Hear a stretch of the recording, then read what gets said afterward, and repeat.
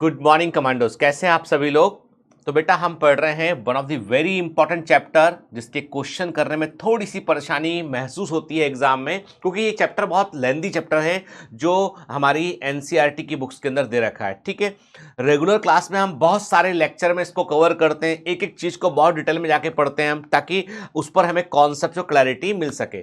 पर crash course में हम क्या करेंगे, हम जो है इस चैप्टर के कोर पॉइंट्स को, मतलब कोई भी एनसीईआरटी का पॉइंट स्किप नहीं होना चाहिए, पर हमारा पूरा ध्यान रहेगा कोर कॉन्सेप्ट के ऊपर जिनसे एग्जाम में क्वेश्चन आने की संभावना है। ठीक है बेटा, मतलब जो इस साल एग्जाम में आ सकते हैं, हम उन पोर्शंस पर पहले फोकस करेंगे बेटा, और फिर जो है उसको याद करते हुए समझते हुए हम आगे बढ़ेंगे। ठीक है, तो इसे रेगुलर क्लासेस से कंपेयर मत कीजिएगा। वहां पर हम क्या करते हैं, वहां पर डीएनए का एक अलग लेक्चर चलता है, एक लेक्चर आरएनए का चलता है यहाँ पे। ठीक है ना, मतलब बहुत सारे अलग अलग हिस्से पढ़ते हैं, क्योंकि कई बच्चे रेगुलर बैच के भी हैं तो बोलते हैं सर आप क्रैश कोर्स में बहुत शॉर्ट में पढ़ा रहे हैं। अरे भाई, क्रैश कोर्स का मतलब ही होता है कि हम शॉर्ट में जल्दी से कोर कॉन्सेप्ट को कवर करते हुए आगे निकल जाए। ठीक है ना, क्लियर। चलिए, मैं इसलिए बोलता हूं कहीं ऐसा ना हो कि मेरे से ही कंफ्लिक्ट करा दे आप लोग कि सर आपने उसमें ऐसा बताया था, इसमें ऐसा बताया नहीं। ठीक है, सब कोर्सेज की रिक्वायरमेंट बेटा अलग अलग होती है। अच्छा ये बताओ, चलो छोड़ते हैं, पहले ये बताओ तुम्हारी पढ़ाई कैसी चल रही है। ठीक है,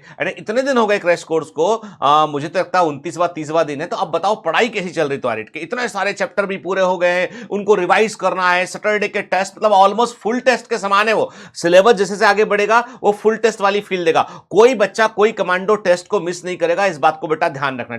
प्लीज डोंट डू दिस, ये गलत है, ये गलत है। टेस्ट सच्चाई से भागना, मान लो तैयारी नहीं भी हुई ना, टेस्ट दो ना यार, सीखने मिलता है, कुछ क्वेश्चन तो बनेंगे ना। अब कोई थोड़े ना है कि हम शून्य बेटा सन्नाटा है, क्या है शून्य बेटा सन्नाटा थोड़ी ना है, आप कुछ तो आता है ना। चलो अटेम्प्ट करेंगे, इंप्रूव करेंगे अपने आप को। चलो ठीक है, आप समय खराब नहीं करते, अपने चैप्टर में जो है वो इंटर करते हैं। तो आज देखेंगे बेटा मॉलिक्यूलर बेस ऑफ इनहेरिटेंस का पार्ट 1। ठीक है, इसको हम दो हिस्सों में लेंगे, पार्ट 1 एंड पार्ट 2। ठीक है, तो पार्ट 1 देखेंगे यहाँ पे हम। ठीक है, पार्ट 1 में जहां तक भी कवर होगा आज के लेक्चर में वहां कवर करेंगे, उसके रिमेनिंग पोर्शन को पार्ट 2 में कवर करेंगे। चैप्टर बड़ा है इसलिए हमको दो अलग अलग हिस्सों में लेना पड़ रहा है इसको। ठीक है ना, चलिए देखो बेटा, हम सभी जानते हैं कि न्यूक्लिक एसिड जो होते हैं वो क्या करते हैं बेटा, हम कहते हैं कि न्यूक्लिक एसिड जो होते हैं उनमें इनहेरिटेंस के कैरेक्टर होते हैं, वंशागतिक कैरेक्टर होते हैं। वंशागति क्या होता है, हमने पिछले लेक्चर में देखा हमने, है ना, लाइक बिगेट्स लाइक, समान समान को उत्पन्न करता है। मतलब एक पेरेंट से बच्चों के अंदर कैरेक्टर ले जाने वाला कोई ना कोई मॉलिक्यूल तो होना चाहिए। वो मॉलिक्यूल हमने न्यूक्लिक एसिड के रूप में पहचाना।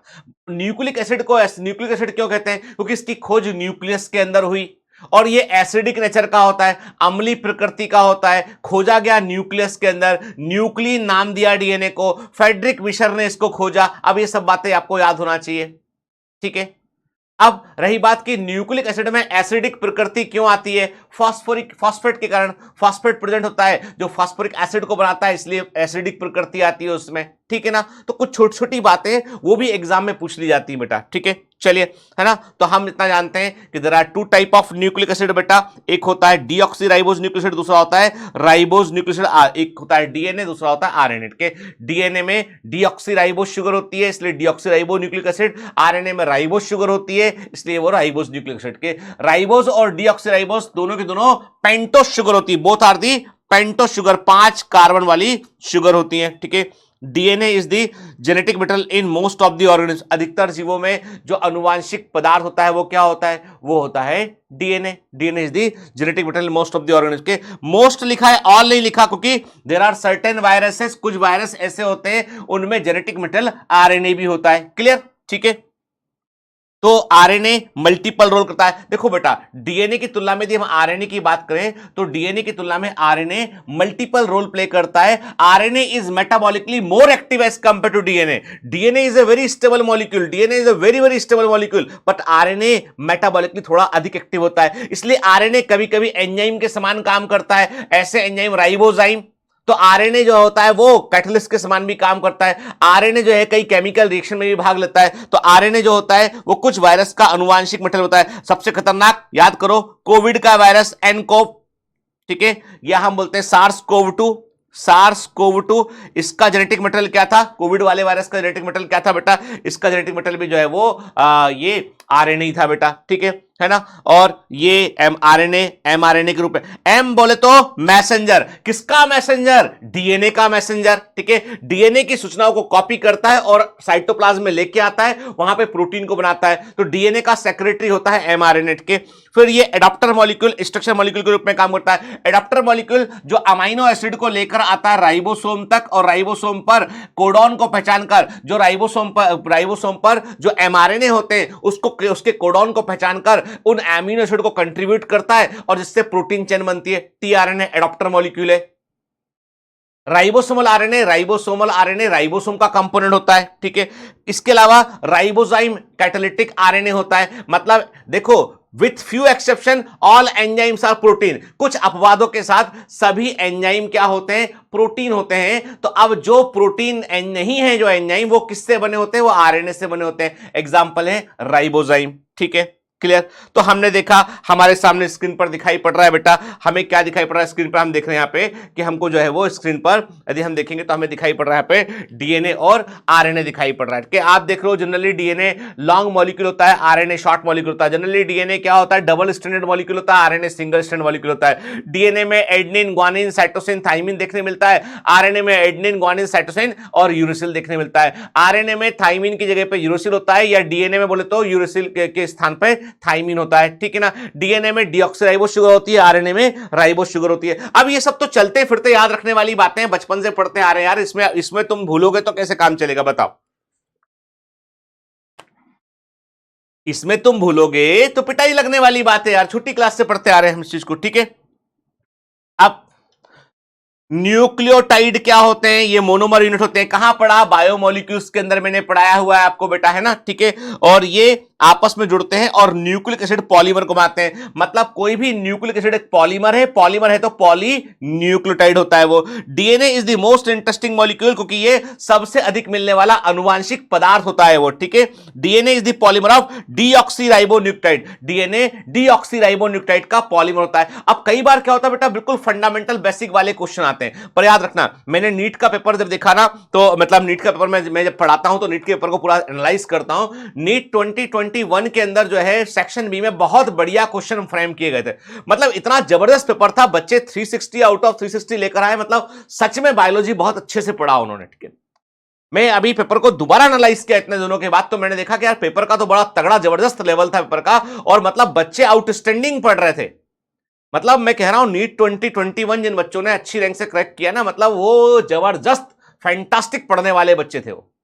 तुम भी वैसे ही हो यार, थोड़ा मन कड़ा करो, अच्छे से एनसीईआरटी पढ़ो, अच्छे से क्रैश करो, फोकस करो, सब अच्छा होगा। जो लोग है ना इसमें वो ढूंढ रहे ना कि थोड़ा कम, थोड़ा ऐसा, थोड़ा वैसा, थोड़ा नच के दिखाओ, थोड़ा गा के दिखाओ, थोड़ा सा कम पढ़ाओ, थोड़ा सा कम बताओ, तो बेटा जिंदगी में सब कम ही हो जाएगा फिर, समझ गए ना, नंबर भी कम ही कम आएंगे फिर। इसलिए पढ़ लिया करो ना, मजाक मत करो ना, ठीक है। ये कड़वी बातें बाकी टीचर नहीं बोलते, वो डरते कि यदि बच्चे कुछ बोलेंगे तो गीतन सर क्या बोलेंगे, और गीतन सर किसी से नहीं डरते, ठीक है ना। एक से डरता हो वो घर पर रहे ना, तो छोड़ दो भी इसको, ठीक है। बाकी तो अपन अपनी बात करते हैं, है ना, ठीक है। चलो, तो अभी समझ गए, DNA is the polymer of deoxyribo nucleotide, ठीक है ना। अब कुछ चीजें बेटा, कुछ डेटा आपको याद रखना, ये मैच दी कॉलम वाला क्वेश्चन, ठीक है, मैच दी कॉलम वाला क्वेश्चन आएगा आने वाला, ठीक है। Please please please don't forget it, के भूलना नहीं इसको, के बैक्ट्रोफेक 5174 5386 न्यूक्लियोटाइड, ठीक है, नॉट पेयर, ये सिंगल स्टैंडर्ड डीएनए होता है, याद रखना इस बात को बेटा, ठीक है। बैक्ट्रोफेक लैम्डा 48,502 बेस्ट पेयर्स, ठीक है ना। एक बार ये एनसीईआरटी से डेटा देख लेना बेटा, है ना, हम लोगों ने वहीं से लिया डेटा, लेकिन एक बार तुम देख लेना जो एनसीईआरटी में कहा वही डेटा बिल्कुल सही है, ठीक है ना, ठीक है ना। एक यदि घात का एक आध का भी पॉइंट का अंतर है तो एनसीईआरटी का ही मानना, है ना, क्लियर। फिर एस्ट्रोग्लाई 4.6 into 10⁶ best pair, haploid content of DNA 3.3 into 10⁹ best pair, ठीक है ना, क्लियर। तो ये हमको याद रखना है बेटा, इंपॉर्टेंट है, ठीक है ना। प्लीज ये डेटा आप लिखकर सामने दीवार पर लगा लीजिएगा, याद रखना है आपको ये, ठीक है। एक न्यूक्लियोटाइड में क्या होता है, एक न्यूक्लियोटाइड में एक होता है पेंटोस शुगर, उसके कार्बन 1 से जुड़ा होता है एक नाइट्रोजन बेस, ठीक है। और पेंटोस शुगर से जब नाइट्रोजन बेस जुड़ता है तो क्या बनता है, न्यूक्लियोसाइड बनता है। कब बताया सर, बायोमोलिक्यूल्स से बताया बेटा, है ना, भूला मत करो, इतनी पिछले जन्म की बात नहीं है ये, है ना, ये पिछले जन्म की बात नहीं है, इसी जन्म की बात है ना। तो पेंटोस शुगर से एक नाइट्रोजन बेस जुड़ेगा तो न्यूक्लियोसाइड बनेगा, उससे एक फॉस्फेट जुड़ेगा तो न्यूक्लियोटाइड बनेगा, ठीक है ना। तो मतलब ये है बेटा कि ध्यान से बात सुनो, नाइट्रोजन बेस के पॉइंट ऑफ व्यू से बात करें तो adenine, guanine, cytosine, thymine DNA में, adenine, guanine, cytosine, uracil RNA में होता है। शुगर की बात करें तो डीएनए में डीऑक्सीराइबोस शुगर है, आरएनए में राइबोस शुगर है, फॉस्फेट एक समान होता है, ठीक है, याद रखना है हमको। दो तरह के नाइट्रोजन बेस होते हैं, adenine, guanine, double ring compound होते हैं, these are the double ring compound, याद है ना, ठीक है। साइटोसिन, यूरेसिल और थाइमिन क्या होते हैं, सिंगल रिंग कंपाउंड होते हैं, ठीक है। तो मतलब ये हो गया डबल रिंग कंपाउंड, ठीक है, समझते हैं हम, ठीक है। सिंगल रिंग कंपाउंड, ठीक है, single ring compound, double ring compound. आप बोलोगे क्या कर रहे हो सर, अरे हम ये बता रहे हैं क्यों एडेनिन की पेयरिंग थाइमिन से होती है, क्यों ग्वानिन की पेयरिंग साइटोसिन से होती है, एडेनिन ग्वानिन आपस में पेयरिंग क्यों नहीं कर लेते, क्योंकि कारण ये, यदि ऐसा होगा तो डीएनए का एक समान विड्थ मेंटेन नहीं रह पाएगा। डबल डबल रिंग, सोचो सोचो तो कि यदि ऐसा होता तो क्या होता, ठीक है। ऐसा होता, मान लो ये इमेजिन कर रहे हैं, एडेनिन की पेयरिंग हो गई है ग्वानिन से, ठीक है, तो ये चौड़ाई हो गई इसकी। फिर साइटोसिन की पेयरिंग होती मान लीजिए थाइमिन से, तो ये चौड़ाई होती। तो मतलब डीएनए का तो डायमीटर बदलता रहता भाई, है ना, गड़बड़ मामला है ना। इसलिए एडेनिन हमेशा पेयरिंग करता है थाइमिन से double ring compound, single ring compound से, ग्वानिन पेयरिंग करता है साइटोसिन से कि double ring compound, single ring compound. इसलिए डीएनए की वेट टिंग टिंग एक समान मेंटेन रहती है। कहां लिखा है, एनसीईआरटी में लिखा है, आगे आएगा ये पॉइंट, समझ गए ना बात को। अरे कॉमन सेंस भी तो कोई चीज होती है भाई, वो भी तो याद रखना है अपने को, ठीक है। तो चलिए, तो मैंने क्या कहा आपसे, nitrogen base purine, adenine and guanine, pyrimidine, cytosine, uracil, thymine. मतलब प्यूरिन जो है डीएनए आरएनए में एक समान, पायरिमिडिन जो होता है वो, कौन सा पायरिमिडिन डीएनए आरएनए दोनों में एक समान मिलेगा, साइटोसिन। कौन से पायरिमिडिन का अंतर होगा, आरएनए में यूरेसिल, डीएनए में थाइमिन, ठीक है। अब ये तुमको याद रखना है बेटा, है ना, ठीक है। समझ गए हम कि क्या होता है, ये पूरा हमने देखा। तो एक बार ध्यान से देख लो इसको आप, ठीक है ना। ये छोटी छोटी बातें हैं ना बेटा, कई बार मैच दी कॉलम में आती हैं, सिंपल से क्वेश्चन बनते हैं, घबराने का बिल्कुल नहीं, ठीक है, क्योंकि तुम मुझसे पढ़ रहे हो, ठीक है। अपने से घबराएगा एग्जामिनर, अपने से घबराएगा वो एग्जाम लेने वाले की इसको पूछू तो क्या पूछू इसको मैं, जो ना बता था, ठीक है। हम तो बोलेंगे भाई हम तो पढ़कर आए, हम जहां खड़े होते लाइन वहीं से शुरू होती है, हम पढ़कर आए, मतलब अब तुम सोच लो तुम्हें क्या पूछना है, ये तुम सोचो, हम नहीं सोचेंगे ना। डरने का नहीं, पढ़ने का और फोड़ के आने का एग्जाम में, ठीक है। चलिए, a nitrogen base is link to hydroxyl group of first carbon of pentose sugar. मतलब नाइट्रोजन बेस पेंटोस शुगर के कार्बन 1 पर जुड़ती है, ठीक है। पेंटोस शुगर के कार्बन 1 पर नाइट्रोजन बेस जो है वो जुड़ता है, और हमेशा शुगर से जब नाइट्रोजन बेस बॉन्ड बनाएगा तो ग्लाइकोसिडिक बॉन्ड बनेगा और यहां पे न्यूक्लियोसाइड बनेगा, ठीक है। अब यहां पे देखो बेटा, एमसीक्यू के पॉइंट से क्या याद रखना है कि नाइट्रोजन बेस हमेशा जो है वो पेंटोस शुगर के कार्बन 1 पर जुड़ती है, हाइड्रोक्सिल ग्रुप को रिप्लेस करेगी, वहां पे जाके जुड़ जाएगी वो। और दूसरी बात ये याद रखना है आपको कि ग्लाइकोसिडिक बॉन्ड बनता है यहां पे, ठीक है, और इस स्ट्रक्चर को बोलते हैं न्यूक्लियोसाइड बोलते हैं। एडेनोसिन, डीऑक्सी एडेनोसिन, डीऑक्सी क्यों लग गया भाई, डीऑक्सी राइबोस शुगर होती है भाई, राइबोस शुगर का फॉर्मूला C5H10O5, ठीक है। डीऑक्सी राइबोस शुगर का formula C5H10O4। Deoxy ribose sugar में सेकंड कार्बन पर एक ऑक्सीजन कम होती है, पढ़ाया हुआ है बायोमोलिक्यूल्स में, ठीक है। तो ये क्या हो गया, न्यूक्लियोसाइड हो गया आपके। तो न्यूक्लियोसाइड और न्यूक्लियोटाइड में फर्क किस बात का बेटे, न्यूक्लियोसाइड और न्यूक्लियोसाइड में फर्क होता है फॉस्फेट का। मतलब फास्फोराइलेटेड न्यूक्लियोसाइड इज न्यूक्लियोटाइड, मतलब फास्फोराइलेटेड न्यूक्लियोसाइड इज न्यूक्लियोटिनिंग टाइड। टिनिंग मत जोड़ देना, ये अपना साउंड है एक, है ना, कि हम समझ गए टाइप वाला, ठीक है। ये होता ना वो निंजा हथौड़ी में होता था पहले, टिनिंग टिनिंग, ठीक है, वो होता था अपना डिडिंग डिंग, है ना। निंजा हथौड़ी देखा नहीं देखा तुमने। अब ये मत बोलना कि सर आप क्या निंजा हथौड़ी देखते हो इस उम्र में, ठीक है। तुम हमारे बच्चे देखा करते थे, हमारे मतलब मेरे भारती के बच्चे देखा करते थे, ठीक है। तो हमने भी देखा, उसको बोला, हमको सबसे अच्छा करेक्टर कोई लगा। तुम बोलोगे निंजा हथौड़ी में सबसे अच्छा करेक्टर कौन लगा, तो अपने को लगा सबसे अच्छा करेक्टर हमारा। ठीक है, यदि हमारा नहीं होता उसमें तो मतलब फिर वो पूरा सीरियल का मजा ही कुछ नहीं है। ठीक है, खैर अब ये अपनी पर्सनल बात है, तो अभी चिट चैट मत करने लगना इस पर, ठीक है। अभी सुनो बात ध्यान के, फास्फोराइलेटेड न्यूक्लियोसाइड इज न्यूक्लियोटाइड बेटा, फास्फोर जुड़ता है उसमें, ठीक है ना, clear. Please remember one thing, के एक बात याद रखना बेटा, जब भी कभी फॉस्फेट जुड़ता है तो हमेशा वो फॉस्फेट जो है वो जो है पेंटोस शुगर के, हमेशा फॉस्फेट पेंटोस शुगर के पांचवें कार्बन पर पहले जुड़ता है, कहने हमेशा एवरी टाइम जब एक सिंगल न्यूक्लियोटाइड होगा ना तो पांचवें कार्बन पर जुड़ता है वो, ठीक है, याद रखना इस चीज को।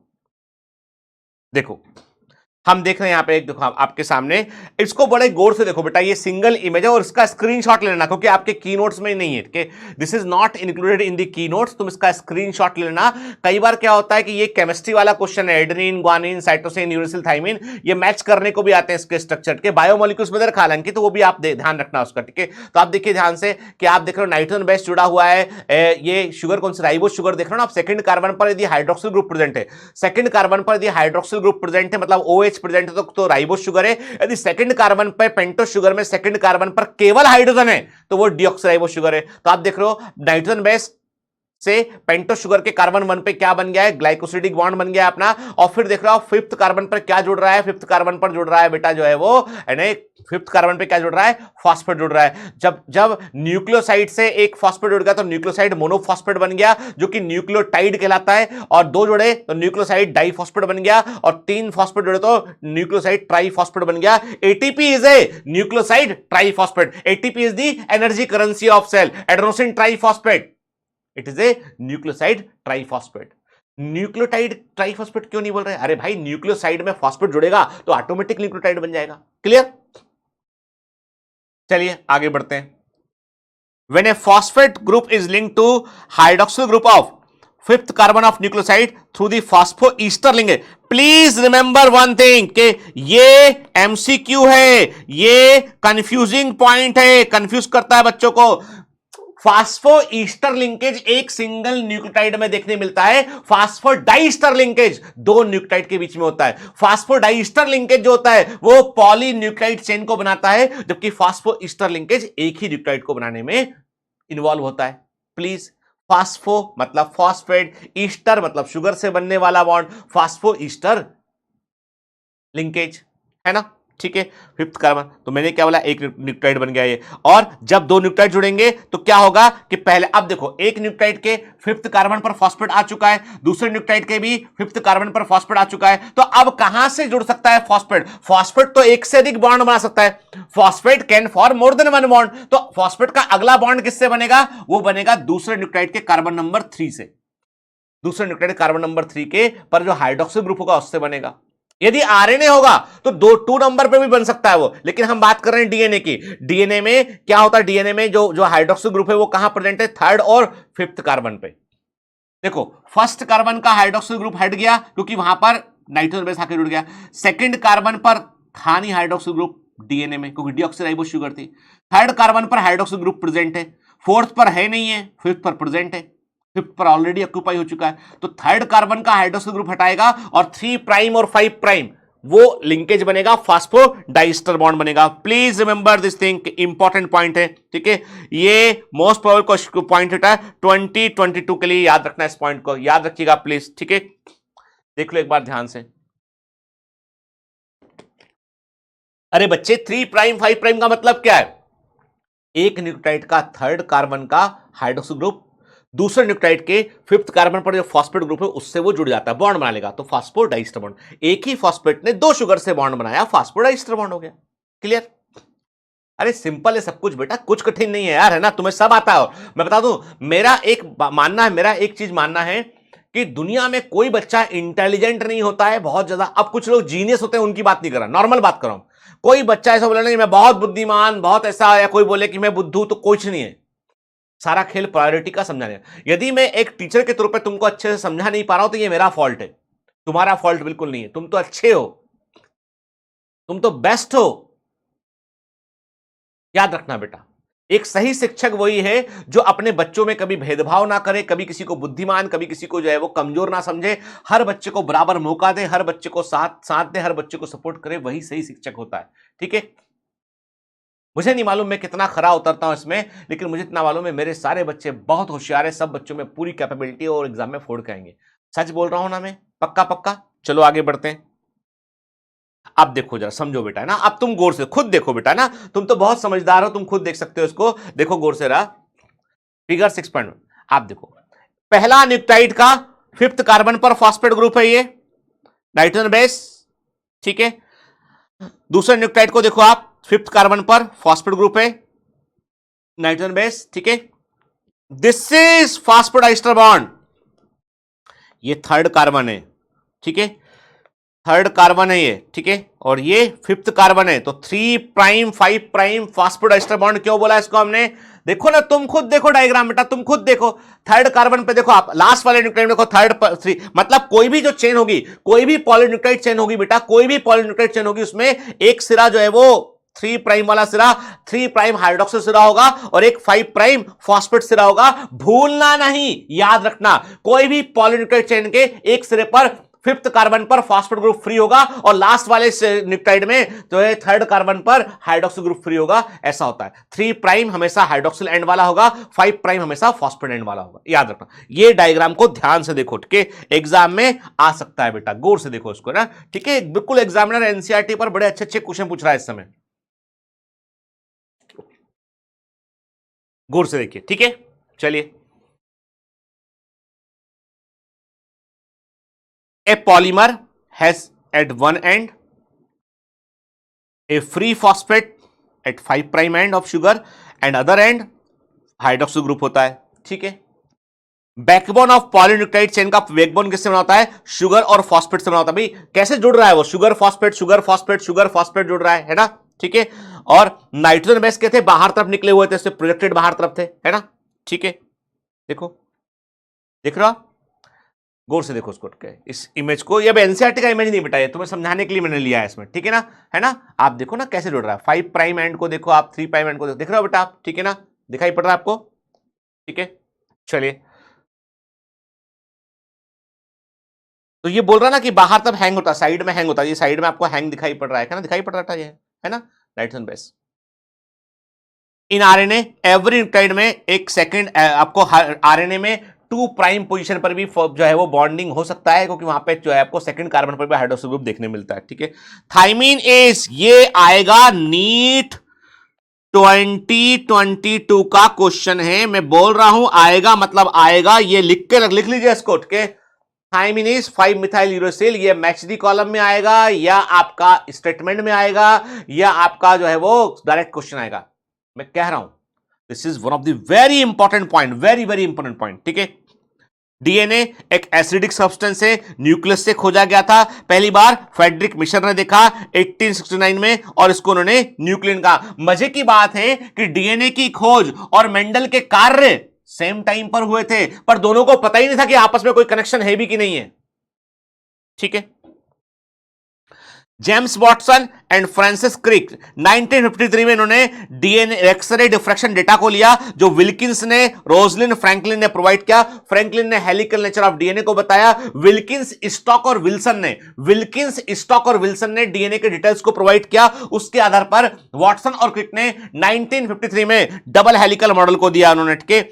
और इसके लिए इन्होंने जिस सिद्धांत का उपयोग किया, इरविन चारगाफ के एक सिद्धांत का इस्तेमाल किया। इन्होंने जो है वो नाइट्रोजन बेस के रेशियो का पता लगाया था डीएनए के अंदर। उन्होंने कहा था कि किसी भी डबल स्ट्रैंड डीएनए में amount of adenine is always equal to the amount of thymine, किसी भी डबल स्ट्रैंड डीएनए में amount of guanine is always equal to the amount of cytosine, यानी हमेशा A/T का रेशियो 1 होता है, हमेशा G/C का रेशियो 1 होता है, हमेशा A+G T+C का रेशियो 1 होता है। मतलब जितना एडेनिन है उतना ही थाइमिन होगा, जितना ग्वानिन है उतना ही साइटोसिन होगा। इससे यह बात पता लग गई कि जोड़ा बनाते होंगे ये, तभी दोनों जोड़े में बराबर दिखाई पड़ते हैं। इसलिए यदि एक का रेशियो मालूम है तो दूसरे का परसेंटेज पता लगा सकते हो। यदि डबल स्ट्रैंड डीएनए में, सुनना बात ध्यान से, नीट का 2021 का क्वेश्चन है, यदि डबल स्ट्रैंड डीएनए में थाइमिन थाइमिन का परसेंटेज है 10% थाइमिन है, तो बताओ ग्वानिन कितना होगा। तो आपने कहा डबल स्ट्रैंड डीएनए में यदि थाइमिन 10% है तो जितना थाइमिन उतना एडनिन 10%, ये हो गया 10% एडनिन हो गया, टोटल मिलाकर हो गया 20%। 100 में से माइनस किया बचा 80%, आधा ग्वानिन होगा आधा साइटोसिन होगा, आंसर आ गया 40%। आंसर आ गया 40%, क्योंकि बेटे पता है ना कि एडेनिन जितना है उतना ही थाइमिन है, जितना ग्वानिन उतना ही साइटोसिन है। तो एडेनिन यदि 10% है तो थाइमिन भी 10% है, 10 और 20 हो गया, 100 में से परसेंट होता है 100, 100 में से घटा दिया 80 बचा, आधा ग्वानिन आधा साइटोसिन होगा। ठीक है, सिंपल। तो इससे इससे हमने पता लगाया कि हमेशा एडेनिन थाइमिन के बराबर क्यों होता है, क्योंकि एक दूसरे के कॉम्प्लीमेंट्री होते हैं, पैरिंग करते हैं कि ग्वानिन साइटोसिन से पैरिंग करता है। एडेनिन थाइमिन के बीच में जब पैरिंग होती है डबल स्ट्रैंड डीएनए में, जब एडेनिन थाइमिन से पैरिंग करता है तो वहां पे 2 हाइड्रोजन बॉन्ड होते हैं, और जब ग्वानिन साइटोसिन से पैरिंग करता है तो 3 हाइड्रोजन बॉन्ड होते हैं, याद रखना। ठीक है, क्लियर। देखो ध्यान से, जो मैं बताने की कोशिश कर रहा हूं वो आपको मैं इमेज के अंदर भी दिखा रहा हूं। ठीक है ना, देखो एनसीईआरटी का इमेज समझने के लिए। तो देखो आप डबल स्ट्रैंड डीएनए में आप देख रहे हो कि दोनों स्ट्रैंड के बीच में लेडर के समान, जो सीढ़ी के समान दिखाई पड़ रहे हैं, वो हाइड्रोजन बॉन्ड्स हैं जो नाइट्रोजन बेस के बीच में बने हुए हैं, और जो बैकबोन के समान दिखाई पड़ रहा है वो फास्फोडाइस्टर बॉन्ड है। ठीक है, देखिए डबल स्ट्रैंड है ना, आपको बताने की कोशिश करो बेटा। क्लियर, दिख रहे हैं आप? ठीक है ना, ऊपर से देखोगे तो ऐसा आपको हेलिकल है, कुंडली के समान है, हेलिकल का मतलब ऐसे हेलिक्स के समान आपको ये दिखाई पड़ेगा। ठीक है ना। फिर अभी एनसीईआरटी का इमेज गौर से देख लो, देखो जरा, एडेनिन थाइमिन के बीच में 2 हाइड्रोजन बॉन्ड दिखाई पड़ रहे हैं साफ साफ आपको, ग्वानिन साइटोसिन के बीच में 3 हाइड्रोजन बॉन्ड तुमको दिखाई पड़ रहे हैं ना, देखो हाइड्रोजन बॉन्ड एरो भी लगाया हुआ उन्होंने इसमें, है ना। ठीक है, क्लियर। दोनों स्ट्रैंड एक दूसरे के एंटी पर, एक स्ट्रैंड 5 प्राइम पे शुरू होती है, 3 प्राइम पे खत्म होती है। ठीक है, दूसरी स्ट्रैंड 5 प्राइम पे शुरू होती है, 3 प्राइम पे खत्म होती है। तो डीएनए की दोनों स्ट्रैंड एक दूसरे के एंटी पैरेलल होती हैं, अपोजिट होती है, एंटी पैरेलल। एक 5 प्राइम पे शुरू होगी तो सामने वाली 3 प्राइम पे आके खत्म होगी। हमेशा स्ट्रैंड की शुरुआत मानते हैं 5 प्राइम से, ठीक है ना, याद रखना। देखो ना कैसे बेस पैरिंग होती दिखाई पड़ रहा है, एडेनिन पैरिंग करता थाइमिन से, ग्वानिन साइटोसिन से करता है, 4 गाफ रूल, है ना। ठीक है, क्लियर।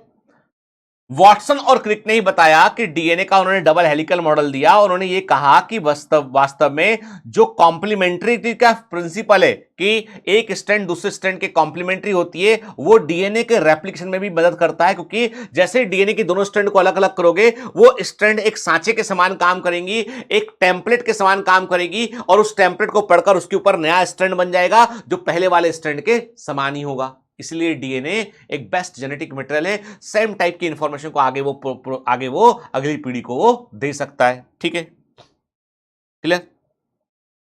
क्या लिखा, each strand of A DNA, parental DNA, वो टेम्पलेट के समान काम करता है, इस पर नया डीएनए स्ट्रैंड बन सकता है बेटा, है ना। ठीक है, और डॉटर डीएनए इसको बोलेंगे हम यहाँ पे। डबल स्ट्रैंड डीएनए जो होता है उसमें दोनों चेन एक दूसरे के एंटी पैरेलल पोलरिटी वाली होती है, एक 5 प्राइम पे शुरू होगी, 3 प्राइम पे खत्म होगी, दूसरा जो है वो अपोजिट डायरेक्शन में 5 प्राइम पे शुरू होकर 3 प्राइम पे खत्म होगी, मतलब 5 प्राइम के सामने 3 प्राइम होगा और 3 प्राइम के सामने 5 प्राइम होगा। ठीक है, बेस पेयर्स हाइड्रोजन बॉन्ड, यानी हमेशा एडेनिन थाइमिन से पैरिंग करेगा, ग्वानिन साइटोसिन से पैरिंग करेगा बेटा, है ना। बॉन्ड कितने होते हैं बताया मैंने आपको, है ना। हमेशा एक प्यूरिन पायरिमिडिन के अपोजिट होगा, और इसीलिए पूरे, चूंकि एक डबल रिंग वाला कंपाउंड सिंगल रिंग वाले कंपाउंड के बराबर जो है वो जोड़ा बना रहा है, इसलिए पूरा डीएनए की विड्थ एक समान होगी, यानी जो यूनिफॉर्म डिस्टेंस होगा, और पूरी डीएनए की स्ट्रैंड जो है उसकी विड्थ एक समान हमको दिखाई पड़ेगी। क्लियर। डबल स्ट्रैंड डीएनए में राइट हैंडेड कॉइलिंग होती है, और जो इसका एक हेलिक्स है, एक पिच होती है। पिच का मतलब देखो, इससे ये हेलिक्स डीएनए है, ठीक है। तो मैंने आपसे क्या कहा, मैंने कहा ये एक डीएनए है, ठीक है। तो ये इसका एक पिच हो गया, एक फेरा हो गया, ये इसका अगला फेरा हो गया ना, देख रहे हैं। तो हमने आपसे कहा कि जो पिच है, डीएनए का जो पिच है, तो एक पिच की लंबाई कितनी होती है, 34 एंगस्ट्रॉम होती है, और एक पिच में क्या होता है बेटा, 10 बेस पेयर होते हैं, 10 न्यूक्लियोटाइड पेयर होते हैं, मतलब 2 बेस पेयर के बीच की दूरी कितनी हो गई, 3.4 एंगस्ट्रॉम हो गई है। और इस 2 बेस पेयर के बीच की दूरी को क्या बोलते हैं, एक्सियल राइस बोलते हैं। उसके लिए हम वर्ड यूज करते हैं एक्सियल राइस, वर्ड यूज करते हैं। एक्सियल राइस का मतलब होता है 2 बेस पेयर के बीच की दूरी, ठीक। डीएनए जो होता है उसमें, डबल स्ट्रैंड डीएनए में राइट हैंडेड कॉइलिंग होती है, डीएनए की दोनों स्ट्रैंड के बीच की दूरी 20 एंगस्ट्रॉम होती है, जो कि डीएनए का डायमीटर है। डीएनए का डायमीटर 20 एंगस्ट्रॉम होता है, दोनों स्ट्रैंड के बीच की दूरी 20 एंगस्ट्रॉम होती है बेटा, और एक फेरे में, एक टर्न में, एक फेरे में 10 बेस पेयर प्रेजेंट होते हैं। एक फेरे की लंबाई 34 एंगस्ट्रॉम होती है, नैनोमीटर में बोलोगे तो 3.4 नैनोमीटर होती है, और दो बेस पेयर की बीच की दूरी मतलब 34 डिवाइडेड बाय 10 3.4 एंगस्ट्रॉम होती है, नैनोमीटर में बोलोगे तो 0.34 नैनोमीटर होती है। के बीच की दूरी को क्या बोलते हैं? एक्सियल राइज बोलते हैं, अक्षीय ऊंचाई बोलते हैं, एक्सियल राइज बोलते हैं। अब चूंकि एक टर्न जो होता है वो पूरा 360 डिग्री का होता है, डीएनए का एक पूरा फेरा 360 डिग्री का होता है, उसमें 10 बेसपेयर होते हैं, तो दो बेसपेयर के बीच एंगल कितना हो गया? 36 डिग्री का एंगल हो गया। That is known as angular divergence of DNA, उसे डीएनए का एंगुलर डाइवर्जेंस कहते हैं। याद रखना है इसको आप, ठीक है? एनसीईआरटी में नहीं है पर इंपॉर्टेंट टर्म है, ठीक है? तो डिस्टेंस कितना हो गया? नैनोमीटर में देखा हमने यहाँ पे, ठीक है ना बेटा, है ना? क्लियर? ठीक। फिर मैंने कहा आपसे कि फिर जो है, अब देखो डीएनए के बारे में हमने देखा, हमने कहा डीएनए का डायमीटर 34, डीएनए का डायमीटर 20 एंगस्ट्रॉम, डीएनए के एक पिच की लंबाई 34 एंगस्ट्रॉम या 3.4 नैनोमीटर, एक्सियल राइज दो बेसपेयर के बीच की दूरी 0.34 नैनोमीटर या 3.4 एंगस्ट्रॉम, ठीक है? फिर हमने क्या कहा? हमने कहा यहां पर कि जो है वो राइट हैंडेड कॉइलिंग हमको यहां पर देखने मिलेगी बेटा ना। फिर एक साइंटिस्ट ने, जो वाटसन क्रिक में जो क्रिक है, उन्होंने ये भी बताया कि डीएनए मॉलिक्यूल जो है वो पूरी मॉलिक्यूलर बायोलॉजी का एक सेंट्रल मॉलिक्यूल है जो कई सारे काम करता है इसे, जो कि वास्तव में आरएनए का निर्माण भी करता है, प्रोटीन के निर्माण को भी कंट्रोल करता है। तो इन्होंने central dogma of molecular biology दिया। सेंट्रल डोग्मा का मतलब होता है केंद्रीय पथ, कि कैसे सूचनाओं का प्रवाह होता है। What is the importance of the central dogma? Central dogma का इंपॉर्टेंस ये है कि it explains the flow of the genetic information। ये अनुवांशिक सूचनाओं के प्रवाह को एक्सप्लेन करता है कि कैसे अनुवांशिक सूचनाओं का प्रवाह होता है, यानी इंफॉर्मेशन कैसे पहुंचती है आगे तक के, मतलब डीएनए से एमआरएनए, एमआरएनए से कैसे प्रोटीन के तक पहुंचती है। डीएनए जो है वो दो चीजों के लिए टेम्पलेट के समान काम करता है, अपने खुद के निर्माण के लिए ऑटो कैटालिटिक एक्टिविटी, अपने खुद को बनाना, उसे बोलते हैं रेप्लिकेशन। डीएनए जो है वो आरएनए को बनाता है, उसे बोलते हैं ट्रांसक्रिप्शन। आरएनए साइटोप्लाज्म में जाकर राइबोसोम की हेल्प से प्रोटीन को बनाता है, उसे बोलते हैं हम ट्रांसलेशन, ठीक है? क्लियर?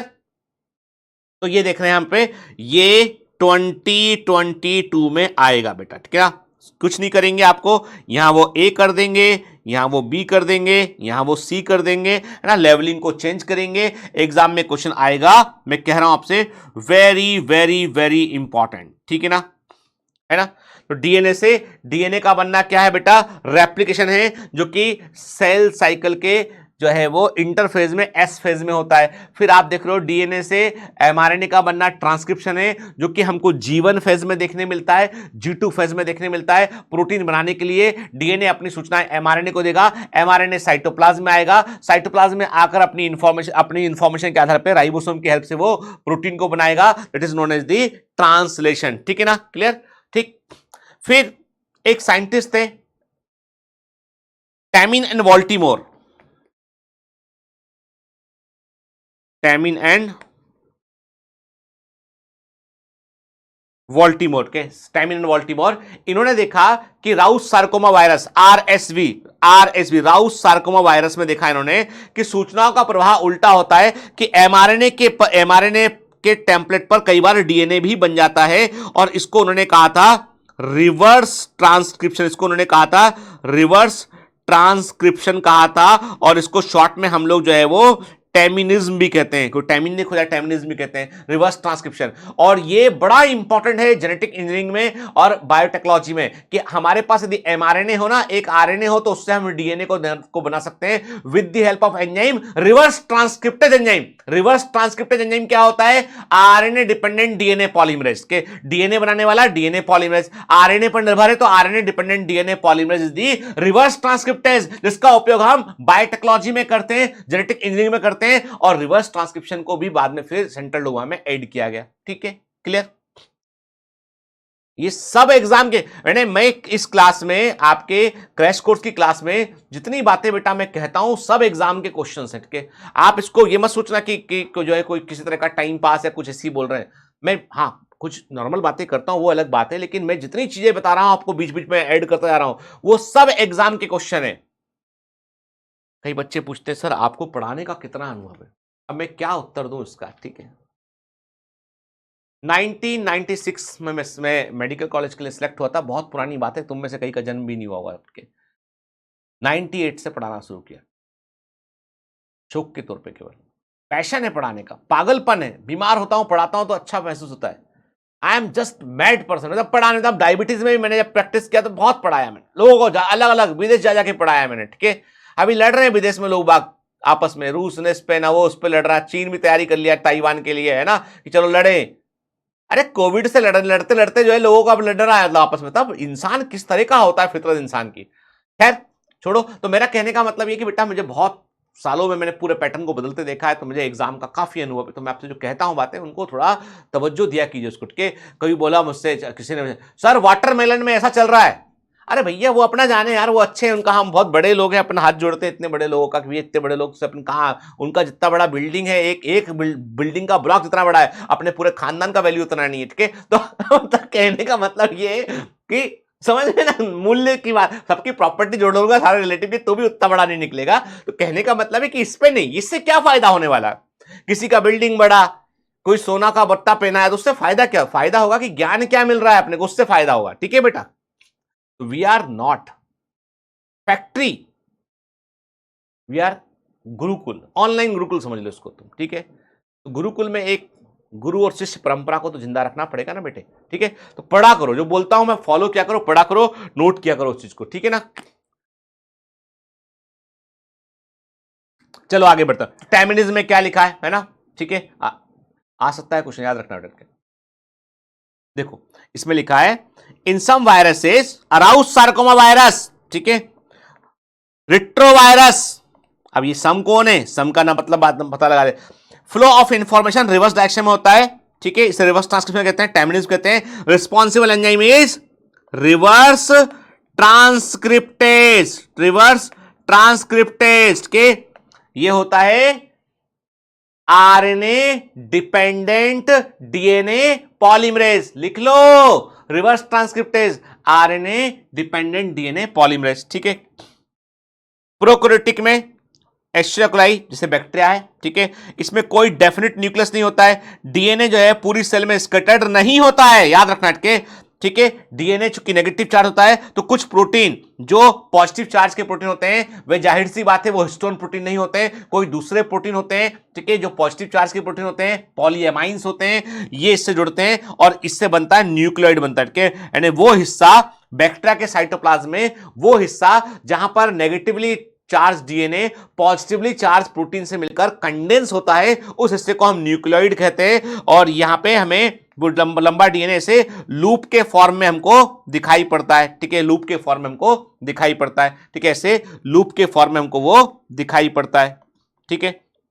हमारी टिपिकल मैमेलियन सेल, एक ह्यूमन सेल के अंदर 2.2 मीटर के आसपास लंबा डीएनए होता है। आप सोचो हमारी सेल इतनी है कि माइक्रोस्कोप से देख रहे हैं, उसके अंदर 2.2 मीटर, मतलब ये कि हमारी ऊंचाई से भी बड़ा है, 7 फीट 8 फीट लंबा जो है वो, मतलब 2 मीटर का मतलब हो गया आपका तकरीबन 7 फीट, ठीक है। 2.2 मतलब 7.5 फीट 8 फीट के आसपास लंबा जो है वो डीएनए आपकी एक सेल में प्रेजेंट है। तो कैसे प्रेजेंट है, वो हाईली कंडेंस फॉर्म में प्रेजेंट है, उसको प्रॉपर्ली अरेंज किया गया है उसको, और उसे अरेंज करने वाली जो इकाइयां हैं जो क्रोमोसोम को बनाती हैं उन्हें हम न्यूक्लियोसोम कहते हैं, ठीक है। यूकैरियोट्स में पॉजिटिवली चार्ज प्रोटीन होते हैं, कुछ बेसिक प्रोटीन होते हैं जिनको हम बोलते हैं हिस्टोन प्रोटीन कहते हैं बेटा। हिस्टोन प्रोटीन जो है they are the positive charge और क्षारकी प्रकृति के प्रोटीन होते हैं, ठीक है। इनमें जो बेसिक अमाइनो एसिड लाइसिन और आर्जिनिन अधिक मात्रा में होते हैं, ठीक है।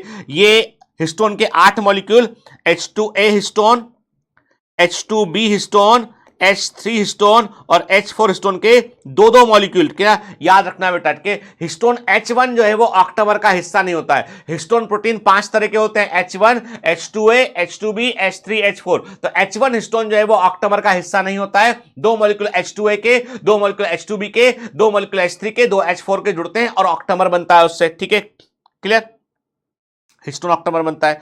ये नेगेटिव चार्ज डीएनए जो है इस ऑक्टोबर के आसपास अपने आप को लपेट लेते हैं बेटा, है ना, और इससे एक स्ट्रक्चर बनता है, उसे बोलते हैं हम न्यूक्लियोसोम बोलते हैं। क्या बोलते हैं उसको? न्यूक्लियोसोम बोलते हैं।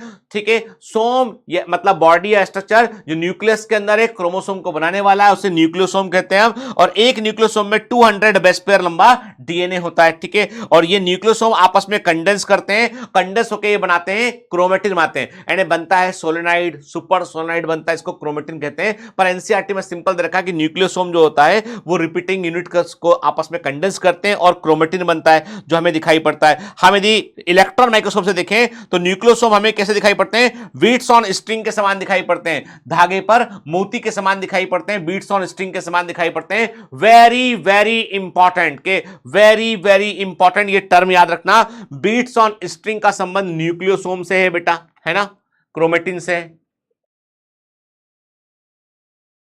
याद रखना। ठीक है, कब दिखाई पड़ेंगे क्रोमोसोम में?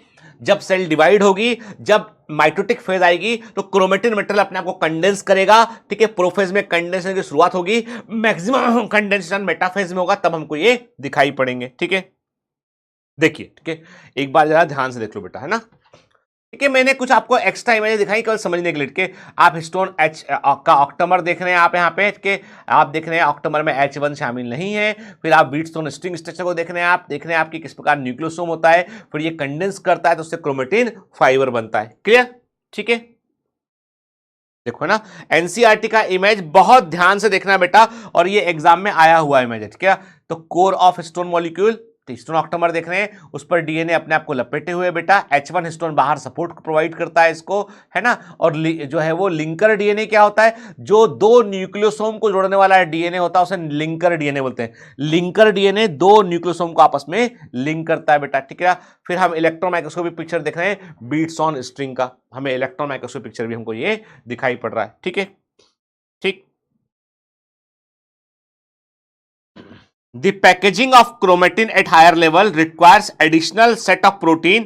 जब हमको क्रोमेटिन को और अधिक लेवल पे कंडेंस करना होता है, सुपर कॉइल करना होता है, हमें क्रोमोसोम में कन्वर्ट करना है एग्जैक्टली, तो क्या होता है? तो जो है वहां पर जो हमको कुछ नॉन हिस्टोन प्रोटीन की रिक्वायरमेंट भी होती है।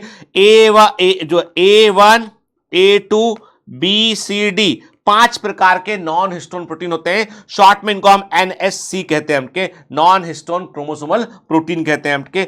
जब क्रोमोसोम को हम जब प्रोफेज कंडीशन में क्रोमोसोम जब कंडेंस हो रहा होता है, ध्यान से बात सुना, जब क्रोमोसोम कंडेंस हो रहा होता है और उस प्रोफेजिक क्रोमोसोम को यदि हम स्टेनिंग कर देते हैं तो क्रोमोसोम में आपको डिफरेंशियल स्टेनिंग देखने मिलती है, कहीं पर ज्यादा स्टेन देखने मिलता है, कहीं पर कम स्टेन देखने मिलता है। इस प्रकार के डिफरेंशियल स्टेनिंग को हम बोलते हैं हेटेरोपिक्नोसिस बोलते हैं। क्या बोलते हैं? उसके लिए वर्ड यूज करते हैं हम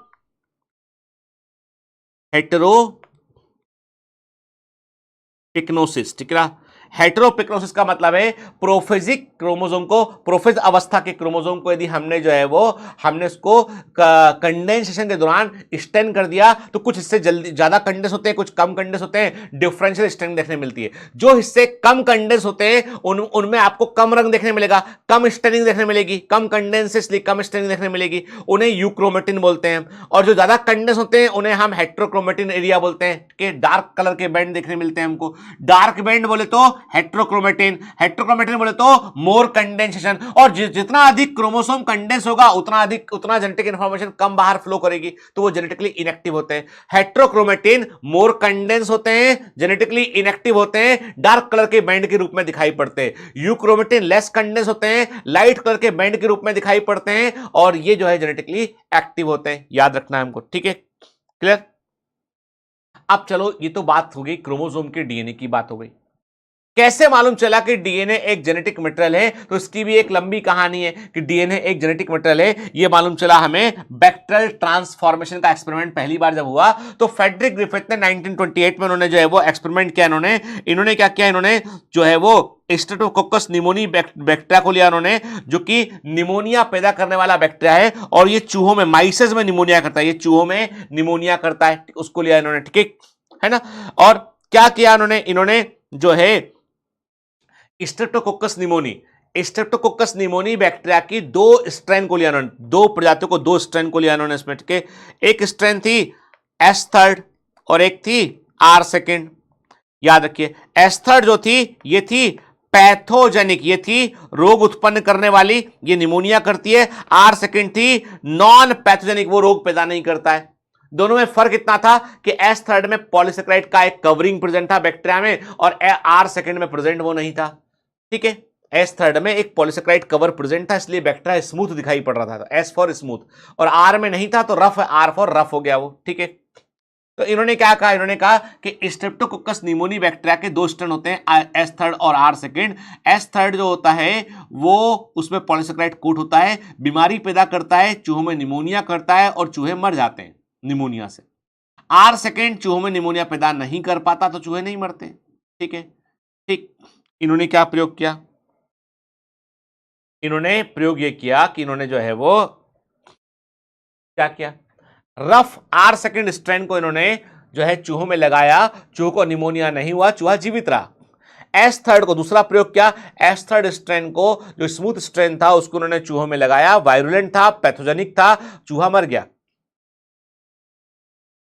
अब तीसरा प्रयोग ध्यान से देखना, एस थर्ड बैक्टीरिया को इन्होंने गर्म कर लिया, हीट किल्ड कर दिया, गर्म करके डिस्ट्रॉय कर दिया, और इसको इन्होंने चूहों में इंजेक्ट किया तो चूहा नहीं मरा, जीवित रहा। मतलब एस थर्ड को यदि आप गर्म कर दोगे तो वो हीट किल्ड कर दोगे तो वो निमोनिया नहीं कर पाएगा। मालूम चल गया।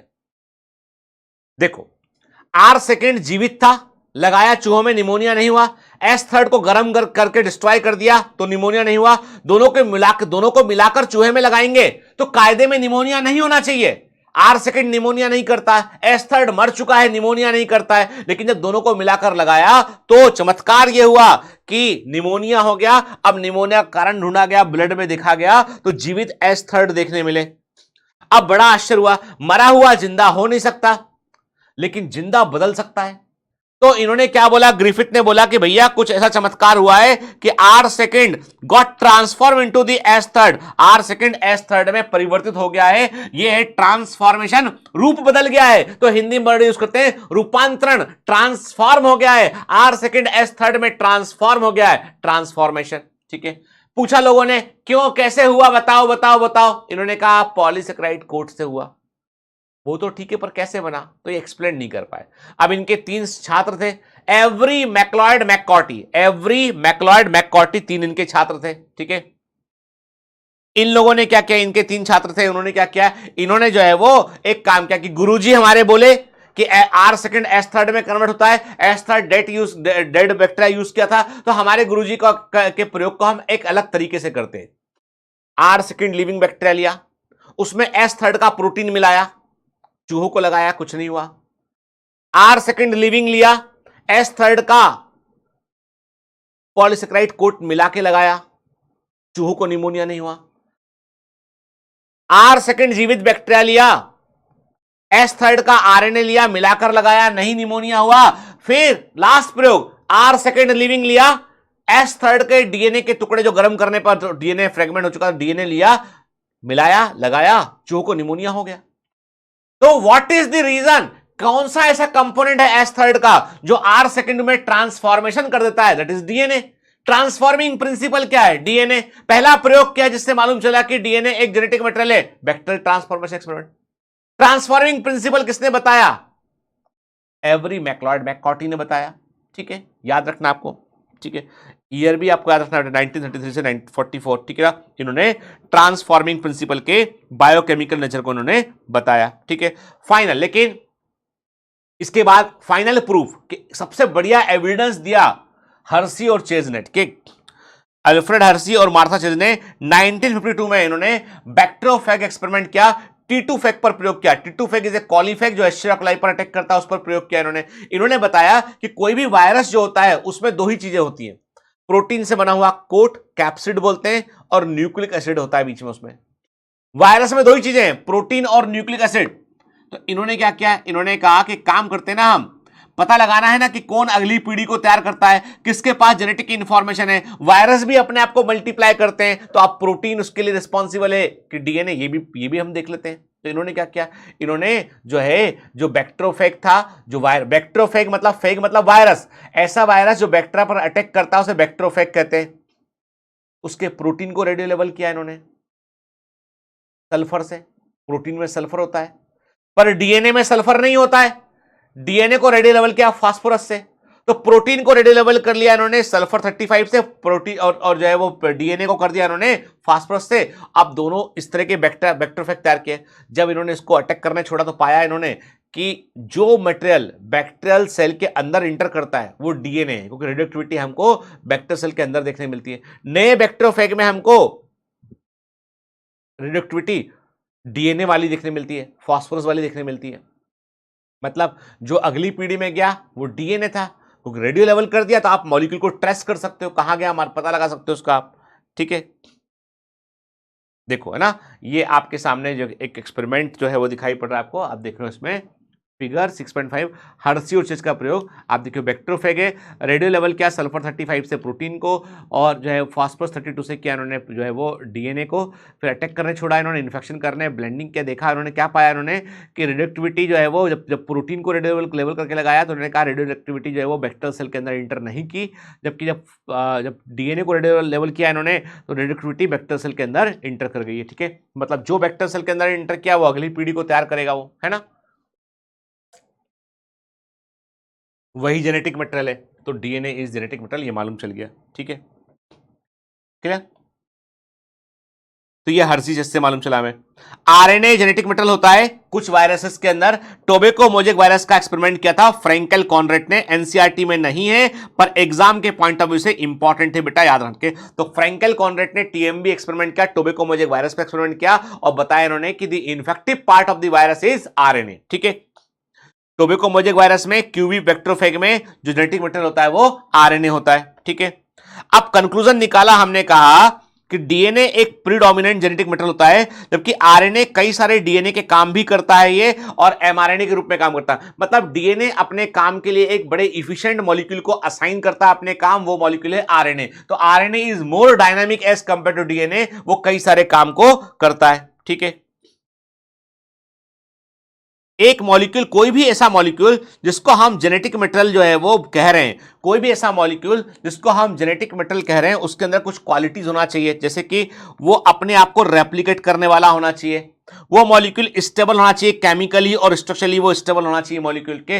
ठीक है, वो उसमें धीमे धीमे परिवर्तन होते रहे, धीमे धीमे स्लो रेट में उसमें म्यूटेशन होना चाहिए, ताकि हर बार नए नए कुछ कैरेक्टर आते चले जाए और इससे इवोल्यूशन हो सके। ठीक है, और ये मेंडेलियन कैरेक्टर को जेनेटिक्स के अकॉर्डिंग सही सिद्ध होना चाहिए, कैरेक्टर को अगली पीढ़ी में पहुंचाने वाला होना चाहिए। ठीक है, तो कोई भी मॉलिक्यूल जिसको आप जेनेटिक मटेरियल बोलना चाहते हो, उसके पास पहला कैरेक्टर कि वो अपने आप को रेप्लिकेट कर पाता हो, दूसरा कैरेक्टर वो स्टेबल हो केमिकली और स्ट्रक्चरली, तीसरा कैरेक्टर उसमें म्यूटेशन होता हो, चौथा कैरेक्टर ये है कि वो अपने आप को एक्सप्रेस कर पाता हो, कैरेक्टर्स को प्रोवाइड कर पाता हो। ठीक है, आरएनए में सेकंड कार्बन पर हाइड्रोक्सी ग्रुप होता है जो एक रिएक्टिव ग्रुप होता है, इसलिए आरएनए मोर रिएक्टिव होता है एज कंपेयर टू डीएनए। ठीक है ना, इसके अलावा आरएनए में थाइमिन की जगह पे यूरेसिल होता है और uracil is more reactive as compare to the thymine. ठीक है, आरएनए फास्ट रेट से म्यूटेट करता है, इसलिए आप देखोगे कोविड का जो वायरस है वो भी हर बार एक नया नया स्ट्रेन बन के आ रहा है, क्योंकि आरएनए फास्ट रेट से म्यूटेट कर सकता है। ठीक है, डीएनए और आरएनए दोनों के दोनों जेनेटिक मटेरियल के रूप में काम कर सकते हैं, परंतु DNA molecule more stable molecule है, इसलिए इसको हम कहते हैं जेनेटिक इंफॉर्मेशन का ये वॉल्ट है, तिजोरी है ये, यानी जेनेटिक इंफॉर्मेशन के स्टोरेज का काम जो है वो हम डीएनए के, तो हम कहते हैं जेनेटिक वॉल्ट कहते हैं। ये वर्ड एग्जाम में आ सकता है कि जेनेटिक वॉल्ट, अनुवांशिक तिजोरी डीएनए है। ठीक है, अनुवांशिक तिजोरी क्या है, वो डीएनए के। फिर जो ट्रांसमिशन ऑफ जेनेटिक इंफॉर्मेशन के हम कहते हैं जेनेटिक इंफॉर्मेशन का जो ट्रांसमिशन है वो किसके थ्रू होता है, आरएनए के थ्रू होता है। ठीक है, डीएनए हमेशा ट्रांसक्रिप्शन करेगा, आरएनए के थ्रू अपनी इंफॉर्मेशन को आगे भेजेगा, अपनी इंफॉर्मेशन से सेल को वो कंट्रोल करेगा वो। ठीक है, आरएनए पहला जेनेटिक मटेरियल है, यानी इवोल्यूशन में डीएनए से पहले आरएनए का विकास हुआ था, इसलिए आरएनए के पास में जो है वो कई सारे ऐसे करैक्टर हैं जो डीएनए के पास नहीं है। वो कैटालिसिस कर सकता है, वो स्प्लाइसिंग कर सकता है, एंजाइम के रूप में काम कर सकता है, कई सारी इंपॉर्टेंट प्रोसेस में आरएनए आज भी इन्वॉल्व है। आज भी आरएनए के बगैर प्रोटीन सिंथेसिस सेल में नहीं हो सकता है। भाई टीआरएनए चाहिए आपको, आरआरएनए चाहिए आपको, एमआरएनए चाहिए, क्या इसके बगैर काम हो सकता है? इसके बगैर काम नहीं हो सकता है। मतलब ये दुनिया आरएनए पर डिपेंडेंट है और इवोल्यूशन में आरएनए की बड़ी भूमिका है, तो इसलिए इसको आरएनए वर्ल्ड भी कहते हैं। ठीक है, चलिए अब बात करते हैं कि डीएनए अपने आप को रेप्लिकेट कैसे करता है, डीएनए कैसे अपनी कॉपी तैयार करता है। डुप्लीकेशन ऑफ डीएनए को बेटा क्या बोलते हैं, उसको हम रेप्लिकेशन कहते हैं। वाटसन और क्रिक ने चूंकि डबल हेलिकल मॉडल को दिया था इन्होंने, और इन्होंने इन पर ये जिम्मेदारी आ गई कि तुम ही बताओ भैया कि डीएनए अगली पीढ़ी तैयार कैसे करेगा। तो इन्होंने कहा कि डबल हेलिक्स में दोनों हेलिक्स एक दूसरे की कॉम्प्लीमेंट्री है, और जैसे ही आप इनको अलग अलग करोगे दोनों सांचे के समान काम करेंगी, और ये टेम्पलेट पर नया डीएनए बनेगा। और नए डीएनए जो बनेगा वो एक देखो, कोई भी डीएनए जो है उसकी दो स्ट्रैंड है, ठीक है, डीएनए में दो स्ट्रैंड है, हमने दोनों को अलग अलग कर लिया हमने, और इसको टेम्पलेट के समान काम कराया, इस पर नया स्ट्रैंड बन गया, इस पर नया स्ट्रैंड बन गया। तो इसका मतलब है कि नए बने डीएनए में एक स्ट्रैंड होगा पेरेंटल और एक नया बना होगा। कोई भी नया अगली पीढ़ी का जो डीएनए बनेगा उसमें एक स्ट्रैंड पेरेंट का होगा और एक नया बनेगा। इसका मतलब आधा कैरेक्टर कंजर्व रहेगा। Semi conservative mode of DNA replication कहते हैं। Semi conservative mode of DNA replication का मतलब यह है कि बनने वाले डीएनए में एक पेरेंटल स्ट्रैंड होगा और एक नया बना स्ट्रैंड होगा इसमें, ठीक है। और इसके लिए एक्सपेरिमेंटल एविडेंस प्रोवाइड किए थे किसने, मैसेल्सन स्टॉल ने। एस्ट्रिया कोलाई पर एक्सपेरिमेंट किया इन्होंने, और इसके लिए इन्होंने जो है वो सेंट्रीफ्यूगेशन मेथड का इस्तेमाल किया इन्होंने। नाइट्रोजन के आइसोटोप का इस्तेमाल किया, N14 और N15 का इस्तेमाल किया इन्होंने। सीजियम क्लोराइड का उन्होंने जो है डेंसिटी ग्रेडियंट सेंट्रीफ्यूगेशन मेथड का इस्तेमाल किया। अब ये सब टर्मिनोलॉजी याद रखनी है। सीजियम क्लोराइड का इस्तेमाल किया मीडियम के रूप में, डेंसिटी ग्रेडियंट सेंट्रीफ्यूगेशन किया, हैवी और लाइट डीएनए को पहचानने की कोशिश की। जिस डीएनए में N15 होगा वो हैवी डीएनए, जिसमें N14 होगा वो लाइट डीएनए, ठीक है, याद रखना है इसको। देखो सेमी कंजर्वेटिव, आप गौर से देखो, आपको दिखाई पड़ रहा है सेमी कंजर्वेटिव में क्या है, एक देखो पेरेंटल डीएनए दोनों स्ट्रैंड अलग अलग हुई, सांचे के समान काम कर रही। रेड वाले को देखो आप, उसके ऊपर ब्लू वाला पर्पल वाला स्ट्रैंड नया बन रहा है बेटा। तो हर नए बने डीएनए में क्या होगा, एक पेरेंटल स्ट्रैंड होगी और एक स्ट्रैंड जो है वो नया बना होगा। सेमी कंजर्वेटिव बोलेंगे, है ना, ठीक है। देखो अब मैसेल्सन एंड स्टॉल का प्रयोग तो गौर से देख लो बेटा। आप देखो इन्होंने 17 जनरेशन तक एस्ट्राकोलाइबैक्टेरिया को उन्होंने क्या किया, इन्होंने इसको 17 जनरेशन तक एस्ट्राकोलाइबैक्टेरिया को उन्होंने जो है वो हैवी N15 वाले मीडियम में ग्रो किया। ऐसे बैक्टीरिया के डीएनए की दोनों स्ट्रैंड में N15 प्रेजेंट था। जब इसको उन्होंने जो है वो नॉर्मल मीडियम में ग्रो कराया तो अगली पीढ़ी में जो डीएनए बना उसमें एक स्ट्रैंड जो है वो थी, जो नई स्ट्रैंड बनेगी उसमें N14 प्रेजेंट रहेगा, क्योंकि मीडियम में N15 प्रेजेंट नहीं था। तो नया बना डीएनए में एक स्ट्रैंड N15 की होगी और एक N14 की होगी, ठीक है।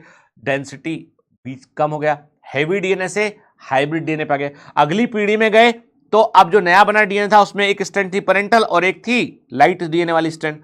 अगली पीढ़ी में दोनों अलग अलग हो गई, वो तो नेक्स्ट डीएनए बना, तो वहां पे हमको हाइब्रिड डीएनए देखने मिला और हमको लाइट डीएनए देखने मिला। देखो गौर से, सिंपल सी बात है बेटा, है ना। तो इसका मतलब समझ गए ना बात को, हैवी डीएनए, ये पेरेंटल स्ट्रैंड, ये नया बना स्ट्रैंड, जब ये अलग हुआ तो इस पर नया डीएनए स्ट्रैंड बना, तो एक हाइब्रिड बन गया, एक लाइट डीएनए बन गया, है ना बेटा, ठीक है। इंपॉर्टेंट है बेटा, है ना।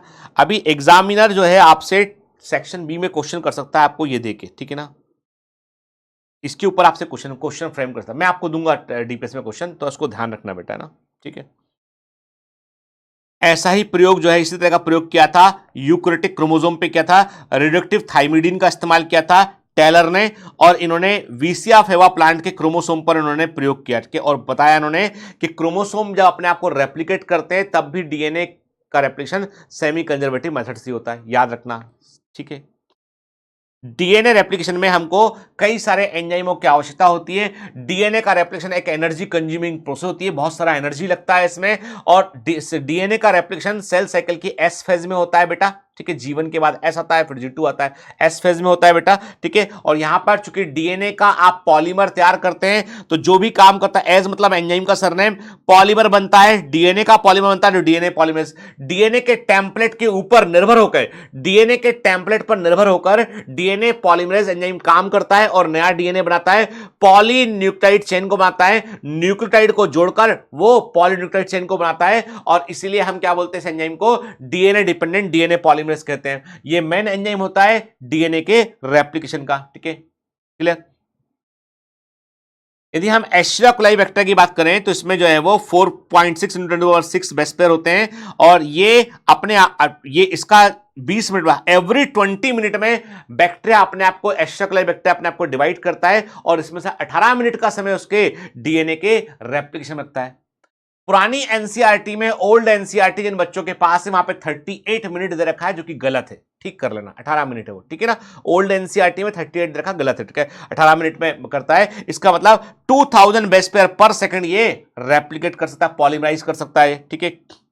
पॉलीमरेज फास्ट एंजाइम होते हैं, हाई डिग्री ऑफ एक्यूरेसी को शो करते हैं और एनी मिस्टेक ड्यूरिंग रेप्लिकेशन जो होती है, रेप्लिकेशन दौरान कोई भी यदि मिस्टेक होती है उसे हम क्या बोलते हैं, उसे हम म्यूटेशन बोलते हैं, कि गलती हो गई तो मतलब गड़बड़ वाला मामला है वो, ठीक है। डीएनए का रेप्लिकेशन एक हाई एनर्जी एक्सपेंसिव प्रोसेस है, ठीक है, इसीलिए यहां पर अलग से एटीपी लेकर आना और उसको यूज करने से अच्छा है कि जो न्यूक्लियोटाइड, ध्यान से बात सुना, जो न्यूक्लियोटाइड पॉलीमराइजेशन में इस्तेमाल हो रहे हैं, यानी डीऑक्सीराइबोन्यूक्लियोटाइड जो पॉलीमराइजेशन में इस्तेमाल हो रहे होते हैं, वो बेसिकली डीऑक्सीराइबोन्यूक्लियोसाइड ट्राइफॉस्फेट के रूप में आते हैं, तो उनके ही फॉस्फेट बॉन्ड को तोड़कर एनर्जी निकालकर यूज कर लेते हैं उनको हम, ठीक है। यहां पे डीऑक्सीराइबोन्यूक्लियोटाइड फॉस्फेट का इस्तेमाल किया जाता है ड्यूल पर्पस के लिए, प्लीज, के इससे दो फायदे हो गए, डीऑक्सीराइबोन्यूक्लियोसाइड मोनोफॉस्फेट जुड़ जाएगा, लेकिन ये इसको लिया कैसे, इसको लेके कैसे आए, डीऑक्सीराइबोन्यूक्लियोसाइड ट्राइफॉस्फेट के रूप में लेके आए, तो ट्राई को मोनो में कन्वर्ट करने के लिए दोनों हाइड्रोजन, दोनों फॉस्फेट वाले दोनों फॉस्फेट बॉन्ड तोड़ने पड़ेंगे, तोड़ोगे तो एनर्जी मिलेगी, है ना। तो ये एटीपी के समान ही काम नहीं किया इसने, बिल्कुल एटीपी के समान काम किया इसने, ड्यूअल पर्पस हो गया, एनर्जी भी मिल गया और सबस्ट्रेट भी मिल गया जुड़ने के लिए, ठीक है ना। इसके अलावा कई दूसरे एंजाइम भी काम करते हैं यहां पर, जो है वो जो इसकी एक्यूरेसी को बनाए रखते हैं बेटा, ठीक है। रेप्लिकेशन फॉर्क का मतलब है कि इतना लंबा डीएनए होता है तो वो एक निश्चित दूरी तक खुलता है, पूरा एक साथ नहीं खुल सकता, उठ के खुलता है और वहां पे काम चल रहा होता है। मतलब ये हो गया कि इस लंबे डीएनए में, ये लंबा डीएनए है, इसमें जब रेप्लिकेशन शुरू होगा तो एक पॉइंट तक ये खुल जाएगा, बाकी धीमे धीमे खुलता हुआ आगे बढ़ेगा, ठीक, तो क्या बोलते हैं इसको, इसके लिए हम वर्ड यूज करते हैं, इसके लिए हम रेप्लिकेशन फॉर्क वर्ड यूज करते हैं। वाई शेप का होता है रेप्लिकेशन फॉर्क का मतलब है कि ये वाई शेप का स्ट्रक्चर होता है, डीएनए के दोनों स्ट्रैंड एक पॉइंट तक जो है छोटे पार्ट में सेपरेट होते हैं, सेपरेट होकर ये टेम्पलेट एक्टिविटी शो कर रहे होते हैं, सांचे के समान काम कर रहे होते हैं, और यहां पर जो एंजाइम इन्वॉल्व होते हैं उनका नाम एनसीईआरटी में नहीं दे रखा है, पर आपको पता होना चाहिए बेटा, मैचडी कॉलम में आता है, 2019 में भी आया हुआ है, वो है helicase and gyrase, helicase gyrase enzyme यहां पर इस्तेमाल होते हैं, ठीक है, clear. DNA dependent DNA polymerase होता है, वो एक ही दिशा में काम करता है, 5 प्राइम से 3 प्राइम डायरेक्शन में जाएगा तो वो पॉलीमराइजेशन करता है, यदि आप 3 प्राइम से 5 प्राइम पर लेके आओगे तो वो डीएनए को काट भी देगा उठ के। तो एंजाइम दोनों दिशाओं में काम करते हैं, तो हमको पता है कि डीएनए पॉलीमरेज एंजाइम हमेशा 5 प्राइम से 3 प्राइम डायरेक्शन में जाएगा तो वो डीएनए का पॉलीमराइजेशन करेगा वो, तो इसीलिए डीएनए का एक स्ट्रैंड बाहर से अंदर की ओर बनता है, एक अंदर से बाहर की ओर बनता है, यानी एक स्ट्रैंड पर डायरेक्शन जो है कैसा मिलता है, 5 प्राइम से 3 प्राइम डायरेक्शन लगातार मिलता है, उसे कंटीन्यूअस सिंथेसिस बोलते हैं, लीडिंग स्ट्रैंड बोलते हैं वहां पर, क्योंकि देखो डीएनए के दोनों स्ट्रैंड तो एंटी पैरेलल है ना बेटा, एक पे 5 प्राइम 3 प्राइम डायरेक्शन मिलेगा, दूसरे पे 3 प्राइम 5 प्राइम मिलेगा, तो दोनों पे सेम डायरेक्शन तो मिल नहीं सकता है, तो एक में डीएनए बाहर से अंदर बनाना पड़ेगा, एक में अंदर से बाहर बनाना पड़ेगा, ठीक है।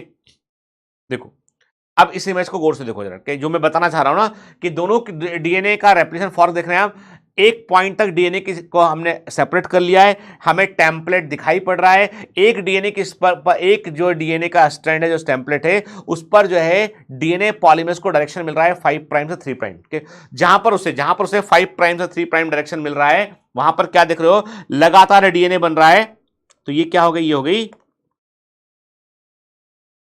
Leading strand.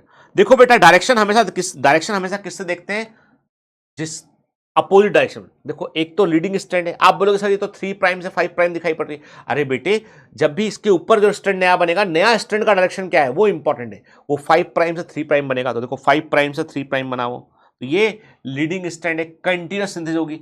अब यहां पे बाहर से अंदर डीएनए बना, दूसरी स्ट्रैंड पे क्या हो रहा है कि यहां पे अंदर से बाहर डायरेक्शन मिल रहा है 5 प्राइम 3 प्राइम, तो डीएनए टुकड़ों में बनेगा, और ये जो फ्रेगमेंट दिखाई पड़ेंगे डीएनए के, इन्हें बोलते हैं हम ओकाजाकी फ्रेगमेंट बोलते हैं, इनको हम ओकाजाकी फ्रेगमेंट बोलते हैं। ओकाजाकी फ्रेगमेंट हमको कहां दिखाई पड़ते हैं, उस स्टैंड पर दिखाई पड़ते हैं जिसमें डायरेक्शन जो है बाहर से अंदर की ओर 3 प्राइम से 5 प्राइम नहीं मिल 5 प्राइम से 3 प्राइम नहीं मिलता है, इसलिए वो अंदर से बाहर डीएनए बनता है, टुकड़ों में बनता है। ठीक है, इसे बोलते हैं लैगिंग स्टैंड बोलते हैं, लैगिंग स्टैंड बोलते हैं। और इसमें डीएनए जो होता है वो टुकड़ों में बनता है, इसलिए हम बोलते हैं डिसकंटिन्यूअस सिंथेसिस हमको देखने मिलती है।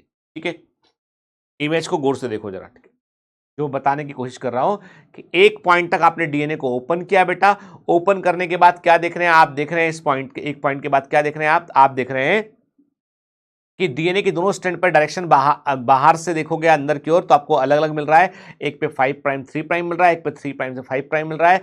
हमको डीएनए पॉलीमरेज से काम करवाना है 5 प्राइम से 3 प्राइम डायरेक्शन में, तो एक पर तो काम हो गया, दूसरी पर काम कराने के लिए अंदर एंजाइम लेके गए, अंदर से धीमे धीमे बाहर लेके आए, टुकड़ों में काम हुआ और इन टुकड़ों को ओकाजाकी फ्रेगमेंट कहा हमने, बाद में डीएनए लाइगेज इनको जोड़ देगा आपस में। ठीक है, क्लियर, याद रखना बेटा। On the other the template with polarity 5 prime 3 prime discontinuous होगी बेटा। देखो जो जो डीएनए स्टैंड 5 प्राइम 3 प्राइम होगी उस पर डीएनए पॉलीमरेज को डायरेक्शन क्या मिलेगा, 3 प्राइम से 5 प्राइम मिलेगा, तो उस पर कंटिन्यूअस डीएनए नहीं बन पाएगा। ठीक है, दी ओरिजिन ऑफ रेप्लिकेशन जो है हम कहते हैं बेटा, तो ये क्या होता है, ये वो जगह होती है जहां से डीएनए में रेप्लिकेशन का काम शुरू होता है। ठीक है ना, दिस इज दी रीजन जहां पर रेप्लिकेशन की शुरुआत होती है, और ही बोलते हैं इसको, ये बड़ा इंपॉर्टेंट होता है डीएनए के रेप्लिकेशन की शुरुआत करने के लिए। ठीक है, एस फेज में डीएनए रेप्लिकेट होता है, देखा है, मालूम है। अब आते हैं हम ट्रांसक्रिप्शन पे। चलो, रेप्लिकेशन को देखा हमने, अब हम बात करते हैं बेटा ट्रांसक्रिप्शन की बात करते हैं।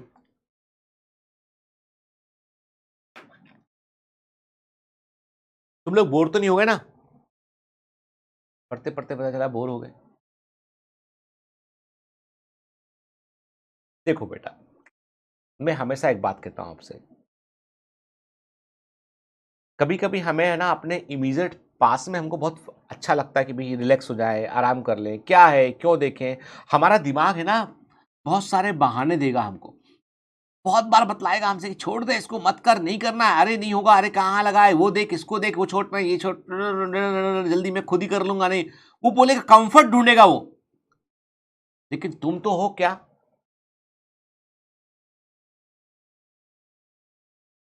योद्धा, और योद्धा क्या बोलेगा, ए मन भटका मत मेरे को,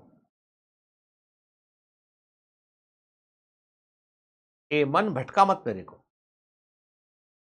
तेरे भटकाव के कारण ही सब प्रॉब्लम है। एक बार वो करते हैं जिसका में मन नहीं लग रहा है यार, एक बार वो करते से मन नहीं लग रहा है, दुनिया का मन हम में लग जाएगा, हमारा मन दुनिया में लग जाएगा, दुनिया हमको पूछने लगेगी। जब तक तुम तुम्हारे मन का करते रहोगे, मन जैसा तुम्हें डायरेक्ट कर रहा है, अभी नहीं है, नहीं कंफर्ट, ये वो, तब तक कुछ मिलेगा नहीं। कभी मन का हो तो अच्छा, मन का ना हो तो और ही अच्छा।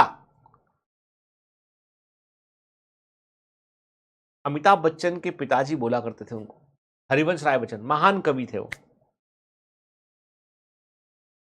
अमिताभ बच्चन को रिजेक्ट कर दिया गया भैया रेडियो से, कि रेडियो में तुम गंदा है, तुम्हारी आवाज गंदी है। आज अमिताभ बच्चन की वॉइस के ही लाख करोड़ों रुपए मिल जाते हैं उनको, किसी मूवी में थोड़ा वॉइस ओवर देते ना, उसके करोड़ों रुपए चार्ज हैं।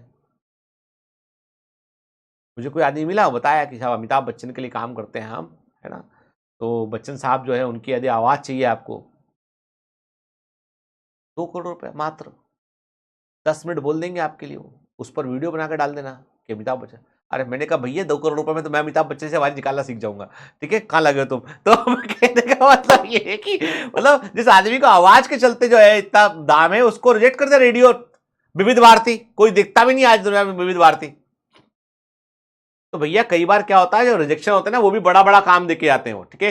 तो मैं ये नहीं बोलता हूँ कि तुम फेल होके बोलोगे साहब की नहीं साहब रिजेक्ट हो गया सब, मैं तो महान काम करने के लिए नीट की तैयारी नहीं किया, मतलब मैं, तो ये मत करो, पूरे मन से काम करो, पूरी शिद्दत से काम करो बेटा, सब सही होगा, बता रहा हूं, ठीक है।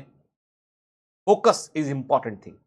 क्यों बोला, 1 घंटे के बाद फोकस लगाना कई बार मुश्किल होता है, तो कहता हूं आपसे लगा के रखो, जरूर कुछ अच्छा करोगे, है ना। चलो लौट के आते हैं अपने मुद्दे पे बात करते हैं। ट्रांसक्रिप्शन, डीएनए के टेम्पलेट पर एमआरएनए का बनना। क्या एमआरएनए का बनना ही ट्रांसक्रिप्शन है, दूसरे आरएनए का बनना भी ट्रांसक्रिप्शन है बेटा। डीएनए के टेम्पलेट पर जो भी आरएनए बन रहा है वो भी ट्रांसक्रिप्शन का ही पार्ट कहलाता है, ठीक है। Copying genetic information from DNA to RNA, principle of complementary हमें फॉलो होता है, मतलब डीएनए का स्टैंड है एटीजीसी, ये डीएनए है, इस पर जब एमआरएनए बनेगा तो सामने कॉम्प्लीमेंट्री बनेगा, ए के सामने यू, टी के सामने ए, जी के सामने सी के सामने जी। ठीक है, rule of complementary base pairing के रूल को ये फॉलो करेगा बेटा। ठीक है, इसलिए यदि हमको डीएनए का सीक्वेंस मालूम है तो आरएनए का सीक्वेंस पता लगा सकते हैं हम। डीएनए का एक स्ट्रैंड मालूम है तो दूसरे स्ट्रैंड का सीक्वेंस भी हम पता लगा सकते हैं। ठीक है ना, क्लियर। डीएनए में ट्रांसक्रिप्शन के लिए बकायदा, अब ट्रांसक्रिप्शन डीएनए में कहां होगा? डीएनए में जहां पर जीन प्रेजेंट होगा, कोई इंपॉर्टेंट सूचना होगी, वहां पे ट्रांसक्रिप्शन होगा कि भाई इससे अपने को एक प्रोटीन बनाना है। ठीक है, तो वहां पे बकायदा आपको इसको ट्रांसक्रिप्शन यूनिट दिखाई पड़ेगा। ठीक है, इसमें 3 रीजन होते हैं। वेरी वेरी नीट 2022 एक क्वेश्चन आ रहा है, बोल रहा है ये मैं आऊंगा, मुझे भूलना नहीं। लिख लो तुम पूरा, मैं आऊंगा मुझे भूलना नहीं। ट्रांसक्रिप्शन यूनिट क्या? प्रमोटर, स्टेशनल जीन और टर्मिनेटर जीन, 3 पोर्शन इसमें होते हैं, इंपॉर्टेंट पोर्शन। ठीक है, देखो ध्यान से, गौर से देखो जरा। ठीक है, ये वो क्वेश्चन है जो एग्जाम में आने वाला है सेक्शन बी के अंदर। देखो, प्रमोटर वो जगह होती है जहां पर आरएनए पॉलीमरेज एंजाइम अपने आप को लाकर जोड़ देगा कि भैया अब आरएनए बनाना है, डीएनए के टेम्पलेट पर आरएनए बनाना है, तो आपको आरएनए पॉलीमरेज की रिक्वायरमेंट होगी। पूरा नाम होगा डीएनए डिपेंडेंट आरएनए पॉलीमरेज लगेगा। आरएनए पॉलीमरेज जुड़ेगा कहां में? तो जुड़ने की एक जगह होती है promoter. Promoter is the sequence जहां पर आरएनए पॉलीमरेज अपने आप को जोड़ेगा।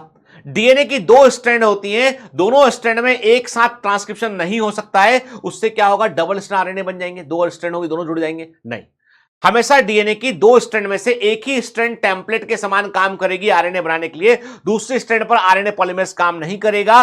और जिस स्ट्रैंड पर आरएनए पॉलीमरेज काम करेगा उसे टेम्पलेट स्ट्रैंड बोलेंगे, और सामने वाली स्ट्रैंड को बोलेंगे कोडिंग स्ट्रैंड, जो उस आरएनए के एकदम समान होगी जो बन रहा है, क्योंकि रूल ऑफ बेस पेयरिंग, कॉम्प्लीमेंट्रिटी का रूल है। अरे भाई सिंपल सी बात है, एक मान लो मैंने कहा ये डीएनए ए टी जी सी, इसके सामने डीएनए दूसरा स्ट्रैंड क्या है? वो है टी ए सी जी। ठीक है, अब इस वाली स्ट्रैंड ने टेम्पलेट के समान काम किया, तो क्या आरएनए बना? उससे आरएनए बना यू ए सी जी, केवल थाइमिन यूरेसिल का फर्क होगा, बाकी एक समान है। तो जो स्ट्रैंड नए बनने वाले आरएनए के समान होती है वो कहलाती कोडिंग स्ट्रैंड, क्योंकि उसके कोड बिल्कुल वैसे ही हैं जैसे एमआरएनए के कोड हैं, कोडिंग स्ट्रैंड। और इसीलिए हम जो भी रेफरेंस पॉइंट लेते हैं वो कोडिंग स्ट्रैंड से लेते हैं, क्योंकि कोडिंग स्ट्रैंड बिल्कुल वैसी है जैसा एमआरएनए है, केवल थाइमिन और यूरेसिल का फर्क है। और जिस स्ट्रैंड पर एमआरएनए बनता है that is the template strand, ये मत भूलना। तो टेम्पलेट स्ट्रैंड का मतलब क्या समझ गए हम, कोडिंग स्ट्रैंड का मतलब क्या समझ गए हम। सारे पॉइंट हमने कोडिंग स्ट्रैंड से ही क्यों लिए रेफरेंस पॉइंट? क्योंकि कोडिंग स्ट्रैंड बिल्कुल वैसी है जैसा एमआरएनए बनने वाला है, थाइमिन यूरेसिल का फर्क है। ठीक है ना। तो इसमें आप देखो 5 प्राइम सिरे पे क्या दिखाई पड़ रहा है आपको? इसमें प्रमोटर दिखाई पड़ रहा है। 3 प्राइम पे क्या दिखाई पड़ रहा है आपको? टर्मिनेटर दिखाई पड़ रहा है। दोनों के बीच में आपको दिखाई पड़ रहा है स्ट्रक्चरल जीन, जिसको कॉपी किया गया है, एग्जैक्ट जीन दिखाई पड़ रहा है। ठीक है, वाई रेफरेंस पॉइंट के लिए कोडिंग स्ट्रैंड को लिया? क्योंकि वो एमआरएनए के समान है इसलिए लिया उसको। ठीक है, लेकिन एमआरएनए बना किस पे? टेम्पलेट स्ट्रैंड बनाओ, है ना। ठीक है, चलिए 5 prime to 3 prime strand, that's में पोलरिटी 3 प्राइम से 5 प्राइम होती है, वो टेम्पलेट के समान काम करता है, टेम्पलेट स्ट्रैंड है बेटा। ठीक है, और जो है दूसरा स्ट्रैंड जो होता है जिसमें पोलरिटी 5 प्राइम टू 3 प्राइम होती है, वो देखो जिस स्ट्रैंड में, ठीक करते इसको, इस स्ट्रैंड में पोलरिटी 3 प्राइम से 5 प्राइम होती है, उस पर आरएनए पॉलीमरेज काम करेगा। आरएनए पॉलीमरेज भी 5 प्राइम से 3 प्राइम डायरेक्शन में ही काम करता है, और वो बनाएगा एमआरएनए को बनाएगा, जिसकी में पोलरिटी आपको अपोजिट मिलेगी, वो कोडिंग स्ट्रैंड कहलाएगा बेटा। वो बिल्कुल आरएनए के समान होगा, केवल थाइमिन यूरेसिल का फर्क देखने मिलेगा इसमें। सारे रेफरेंस पॉइंट हम कोडिंग स्ट्रैंड से लेते हैं हम। ठीक है, प्रमोटर और टर्मिनेटर के बीच में स्ट्रक्चरल जीन पाया जाता है जो कि ट्रांसक्रिप्शन यूनिट के रूप में काम करता है। ठीक है, प्रमोटर जो है वो 5 प्राइम एंड पर देखने मिलता है आपको स्ट्रक्चरल जीन से। अप स्ट्रीम का मतलब है स्ट्रक्चरल जीन के पहले, और डाउन स्ट्रीम का मतलब है स्ट्रक्चरल जीन के बाद में। ठीक है, तो प्रमोटर अप स्ट्रीम होता है और टर्मिनेटर डाउन स्ट्रीम होता है। ठीक है, यहां पर आरएनए पॉलीमरेज अपने आप को जोड़ता है। ठीक है ना बेटा, है ना। और हम प्रमोटर और टर्मिनेटर की पोजीशन देखकर ही हम कोडिंग स्ट्रैंड और टेम्पलेट स्ट्रैंड का पता लगा लेते हैं। ठीक है ना, क्लियर। हमेशा प्रमोटर कोडिंग स्ट्रैंड पर 5 प्राइम पर तुमको दिखाई पड़ेगा। कोडिंग स्ट्रैंड को ही हम रेफरेंस पॉइंट के रूप में यूज करते हैं, ठीक है ना। टर्मिनेटर 3 प्राइम एंड पे होगा। इनहेरिटेंस की फंक्शन यूनिट क्या होती है? जीन। मैंने बताया था जीन डीएनए का वो भाग है जिसमें कोई पर्टिकुलर इंफॉर्मेशन होती है। Gene is the part of DNA that is having a particular information, ठीक है। अब बेंजर ने क्या बताया, एक साइंटिस्ट ने बेंजर मॉडल दिया। इन्होंने कहा डीएनए में 3 हिस्से तुमको देखने मिलेंगे। एक वो हिस्सा जिसमें प्रोटीन बनाने वाली सूचना होती है, प्रोटीन सिंथेसिस की इंफॉर्मेशन होती है, उसे हाउस कीपिंग जीन कहते हैं, सिस्ट्रॉन कहते हैं उसको। दूसरा वो हिस्सा होता है जिसमें म्यूटेशन हो सकता है, उसे म्यूटॉन कहते हैं। तीसरा वो हिस्सा होता है जो जेनेटिक रिकॉम्बिनेशन में क्रॉसिंग ओवर में भाग लेता है, उसे रिकॉन कहते हैं। तो सिस्ट्रॉन, म्यूटॉन और रिकॉन ये हमको बेंजर मॉडल का पार्ट कहलाते हैं। Cistron is the housekeeping gene जो कि पॉलीपेप्टाइड चेन को बनाता है, ठीक है। इसीलिए जो यूकैरियोटिक जीन होते हैं उन्हें हम मोनोसिस्टोनिक जीन कहते हैं। उनमें एक जीन की इंफॉर्मेशन होती है, केवल एक प्रोटीन को बनाने वाली एक जीन की इंफॉर्मेशन होती है, मोनोसिस्टोनिक जीन कहते हैं। जबकि प्रोकैरियोटिक के जीन जो है वो पॉलीसिस्टोनिक जीन होते हैं। एक एमआरएनए में एक से अधिक प्रोटीन को बनाने की इंफॉर्मेशन होती है उसमें, ठीक है, क्लियर। तो मोनोसिस्टोनिक स्ट्रक्चरल जीन जो होते हैं वो यूकैरियोटिक में देखने मिलते हैं। प्रोकैरियोटिक में आपको पॉलीसिस्टोनिक जीन देखने मिलते हैं। पॉलीसिस्टोनिक जीन जब एमआरएनए बनाएंगे तो उसमें एक से अधिक प्रोटीन को बनाने की इंफॉर्मेशन होती है, ठीक है।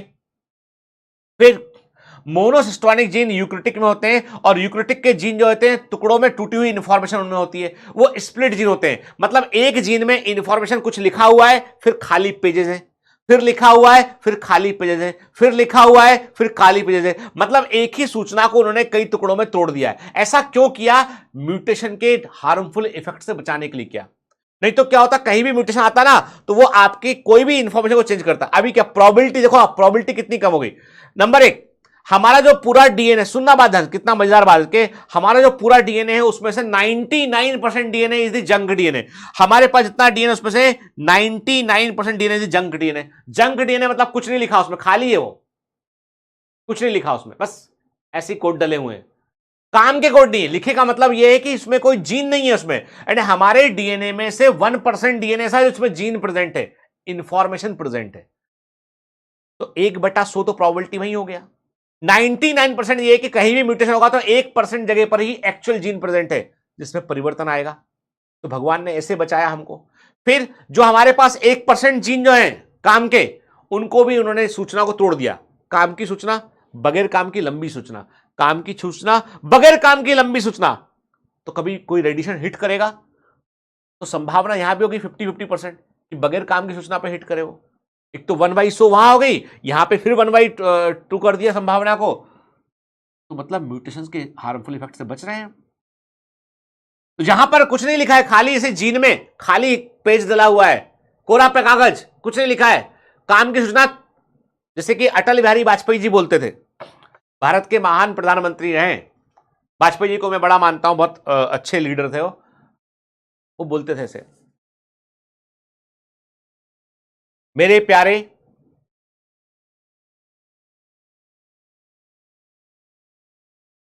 देशवासियों,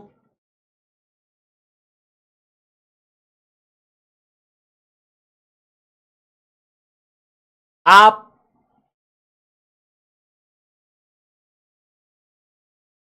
सभी का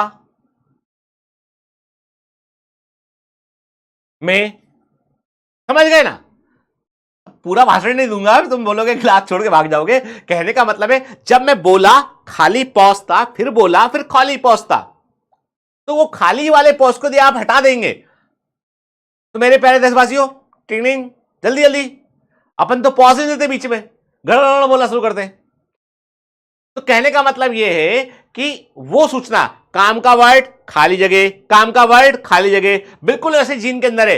axon intron, exon intron, exon मतलब एग्जिस्टिंग इंफॉर्मेशन, इंट्रॉन मतलब इंटरप्टिंग इंफॉर्मेशन, एग्जिस्टिंग इंफॉर्मेशन, ऐसा होता है। इसको बोलते हैं स्प्लिट जीन बोलते हैं। शार्प एंड रॉबर्ट्स ने बताया था 1993 में, शार्प एंड रॉबर्ट्स 1993 में बताया था, ठीक है। स्प्लिट जीन, एक्सॉन इंट्रॉन, समझ गए बात को। ये केवल किसमें होते हैं बेटा? ये यूकैरियोटिक में होते हैं, ये प्रोकैरियोटिक में नहीं होते हैं, ठीक है। ठीक है, आगे बढ़े। बैक्टीरिया में तीन प्रकार के आरएनए होते हैं बेटा, ठीक है। बैक्टीरिया में तीन प्रकार के आरएनए होते हैं, mRNA messenger RNA, tRNA transfer RNA, RNA ribosome, ये हमारे अंदर भी होते हैं। तीनों प्रकार के आरएनए हमारे अंदर भी होते हैं, एमआरएनए, टीआरएनए और आरआरएनए। सभी का काम होता है प्रोटीन को बनाना, प्रोटीन सिंथेसिस करना के। एमआरएनए टेम्पलेट सांचा प्रोवाइड करते हैं कि राइबोसोम जिसको पढ़े और पढ़कर उसके ऊपर जो है वो टीआरएनए आए, पढ़े उसको, उसके कोड को पढ़े, उसके अकॉर्डिंग अमीनो एसिड कंट्रीब्यूट करे और उससे प्रोटीन चेन बनेगी। टीआरएनए एमिनो एसिड को लेके आते हैं राइबोसोम तक, एमआरएनए के कोडॉन को पढ़ता है टीआरएनए एंटी कोडॉन के थ्रू, एडाप्टर मॉलिक्यूल कहलाता है, ठीक है। और आरआरएनए राइबोसोम का हिस्सा है। इसमें जो एंजाइम होता है जो पेप्टाइड बॉन्ड को बनाता है, पेप्टिडिल ट्रांसफरेज एंजाइम, वो आरएनए उसका एक्टिव कंपोनेंट होता है। तो आरएनए कैटालिटिक एक्टिविटी भी करता है पेप्टिडिल ट्रांसफरेज के थ्रू, ठीक है। प्रोकैरियोटिक में केवल एक प्रकार का आरएनए पॉलीमरेज हमको देखने मिलता है जो सब तरह के ट्रांसक्रिप्शन को करता है बेटा, उसे आरएनए पॉलीमरेज कॉम्प्लेक्स कहते हैं। उसको हम आरएनए पॉलीमरेज कॉम्प्लेक्स प्रमोटर पर जाकर जुड़ता है, वहां से ट्रांसक्रिप्शन की शुरुआत करता है और इसे बोलते हैं इनिशिएशन बोलते हैं उनके। जब भी कभी ट्रांसक्रिप्शन होगा तो पहले इनिशिएशन होगा, इलॉन्गेशन होगा, टर्मिनेशन होगा। पहले ट्रांसक्रिप्शन की शुरुआत होगी, फिर लगातार चेन आगे बढ़ेगा, पढ़ेंगे, उसके अकॉर्डिंग आरएनए बनेगा और लास्ट में आरएनए को रिलीज कर दिया जाएगा, ठीक है ना।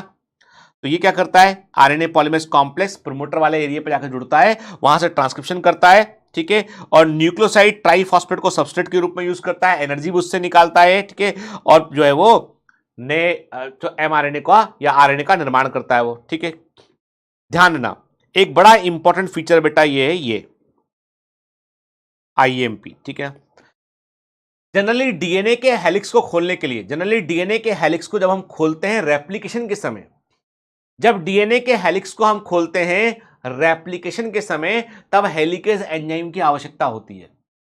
लेकिन कहते हैं कि ट्रांसक्रिप्शन के लिए, डीएनए को खोलने के लिए आरएनए पॉलीमरेज कॉम्प्लेक्स एंजाइम खुद भी डीएनए को खोल सकता है उठ के।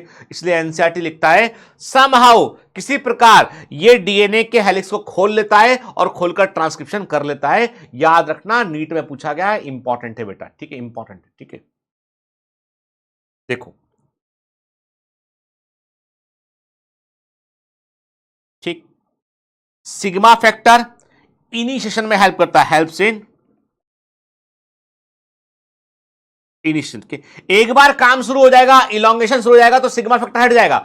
सिग्मा फैक्टर जो है वो एंजाइम आरएनए पॉलीमरेज से जुड़ता है थोड़े समय के लिए, एज ए कोफैक्टर के रूप में जुड़ता है, चालू हो जाए करके हट जाएगा बाहर, ठीक है, ठीक है। एक बार इलॉन्गेशन शुरू हुआ तो सिग्मा फैक्टर बाहर निकल जाता है, देखो आप दिखाई पड़ रहा है इमेज में आपको। टर्मिनेशन के समय रो फैक्टर आता है, रो फैक्टर नाम याद रखना बेटा, के रो फैक्टर बेटा आप नाम याद रखिएगा ना, ये जो इमेजेस के अंदर डिटेल दे रखे ना, याद रखिएगा। टर्मिनेशन के समय रो फैक्टर रोल प्ले करता है, सिग्मा फैक्टर रोल प्ले करता है इनिशिएशन के समय के, और इलॉन्गेशन में सिग्मा फैक्टर और रो फैक्टर की आवश्यकता नहीं होती है। सिग्मा फैक्टर एक बार इलॉन्गेशन शुरू होने के बाद हट जाता है और ट्रांसक्रिप्शन आगे चल रहा होता है, ठीक है। याद रखेंगे ना, छोटे छोटे डिटेल हैं और एग्जाम में आते हैं स्टेटमेंट बन के, ठीक है। आरएनए पॉलीमरेज कॉम्प्लेक्स जो प्रोकैरियोटिक में होता है, ये सभी तरह के स्टेप को कैटलाइज कर सकता है, इनिशिएशन, इलॉन्गेशन, टर्मिनेशन में, ठीक है। आरएनए पॉलीमरेज कॉम्प्लेक्स एंजाइम होता है जो कोर एंजाइम होता है, ये जो है वो केवल इलॉन्गेशन को अच्छे से कर सकता है, लेकिन जब इसको जो है इनिशिएशन करना होता है तो इट नीड्स सिग्मा फैक्टर, जब इसे टर्मिनेशन करना होता है तो उसे रो फैक्टर की आवश्यकता होती है। यही लिखा हुआ है एनसीईआरटी में, ठीक है। मतलब जो RNA polymerase complex core enzyme है, ये इलॉन्गेशन तो कर सकता है, लेकिन इनिशिएशन के लिए इसको सिग्मा फैक्टर चाहिए और टर्मिनेशन के लिए उसको रो फैक्टर की आवश्यकता होती है, ठीक है। बैक्टीरिया में एमआरएनए में कोई भी स्प्लाइसिंग नहीं होती है।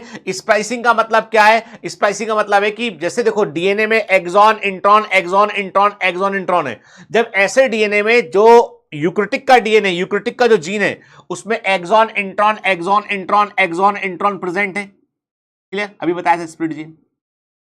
जब कोई एमआरएनए उसको जब कभी उस पर उसको जो है वो कोई आरएनए पॉलीमरेज कॉपी करेगा, ट्रांसक्रिप्शन होगा, तो उस आरएनए पॉलीमरेज के काम करने पे उसको थोड़ी ना मालूम आरएनए पॉलीमरेज को कि क्या करना है मुझे, उसने पूरा डीएनए कॉपी कर दिया, तो जो एमआरएनए बनेगा, जो आरएनए बनेगा उस पर भी एक्सॉन इंट्रॉन प्रेजेंट रहेगा। परंतु उस आरएनए को यदि आपने राइबोसोम में भेज दिया काम करने के लिए, तो राइबोसोम बोलेगा भैया काम की सूचना पढ़ लिया, बगैर काम की सूचना चलो बाहर निकलो, काम खत्म, प्रोटीन पूरा बन ही नहीं पाएगा, क्योंकि राइबोसोम को नहीं मालूम है कि इसमें सूचना रुकना है मेरे को, वो रुकता नहीं, एक बार काम शुरू कर, काम शुरू हो गया, काम की सूचना बगैर काम सूचना, मतलब बन गया प्रोटीन, मतलब तो प्रोटीन का टुकड़ा बन के अलग हट जाएगा, फिर काम की सूचना, तो ऐसे कई टुकड़े बनेंगे जिनको जोड़ना मुश्किल हो जाएगा, क्या करें, गड़बड़ मामला है। मामला यह है कि जो बगैर काम के हिस्से उन्हें तोड़ के बाहर कर दो एमआरएनए। अभी जो आरएनए बना है, डीएनए को कॉपी किया, आरएनए बना, उसमें एक्सॉन और इंट्रॉन दोनों प्रेजेंट है, तो उस आरएनए का प्रोसेसिंग करो, उस आरएनए को प्रोसेस कर दो, उसके इंट्रॉन काट के बाहर कर दो, एक्सॉन को जोड़ दो आपस में, तो एक्चुअल एमआरएनए बन जाएगा, कोई दिक्कत नहीं करेगा। तो आरएनए प्रोसेसिंग होती है यूकैरियोटिक में, प्रोकैरियोटिक में नहीं होती है, क्योंकि उसके पास स्प्लिट जीन ही नहीं होते। ठीक है, क्लियर। दूसरी मजे की बात यह है कि बैक्टीरिया में क्या होता है कि जब चूंकि डीएनए साइटोप्लाज्म में ही प्रेजेंट है, न्यूक्लियस में न्यूक्लियर मेम्ब्रेन नहीं होती है, अब डीएनए में ट्रांसक्रिप्शन चल रहा है, आरएनए बन रहा है, बाजू में राइबोसोम है, उसने कहा चलो बन तो रहा आरएनए, काम शुरू करते हैं, आरएनए भी बन ही रहा है, मतलब आरएनए अभी बन ही रहा है, ट्रांसक्रिप्शन शुरू हुआ है, साथ में उस आरएनए को देखकर उस पर राइबोसोम जुड़ा, ट्रांसलेशन भी शुरू कर दिया। तो बैक्टीरिया में क्या होता है कि चूंकि साइटोप्लाज्म के अंदर ही ट्रांसक्रिप्शन चल रहा होता है, तो ट्रांसलेशन भी साथ में शुरू हो जाता है, यानी एक्चुअली में ट्रांसक्रिप्शन पूरा भी नहीं हुआ है, लेकिन ट्रांसलेशन शुरू हो चुका है। ये हमको बैक्टीरिया में देखने मिलता है, क्योंकि कॉमन मीडियम में प्रेजेंट दोनों। जबकि यूकैरियोटिक में क्या होता है, पहले न्यूक्लियस में डीएनए पर आरएनए बनेगा, आरएनए में प्रोसेसिंग होगी, फिर एमआरएनए बनेगा, एमआरएनए को न्यूक्लियर पोर्ट से बाहर निकालेंगे, साइटोप्लाज्म में पहुंचेगा, वहां पर राइबोसोम जुड़ेगा, फिर काम करेगा। तो यहां पर कपलिंग नहीं दे रहे, पहले होगा ट्रांसक्रिप्शन, फिर होगा ट्रांसलेशन। ठीक है, चलिए। यूकैरियोटिक में 3 प्रकार के आरएनए पॉलीमरेज होते हैं, डिवीजन ऑफ लेबर देखने मिलता है, नीट 2022, ये वर्ड एग्जाम में पूछेगा आपसे, ठीक है ना, ये वर्ड एग्जाम में पूछेगा आपसे, देख लो एक बार। गर्मी बहुत है इस समय, लंबी रिकॉर्डिंग में गला सूख जाता है पूरा।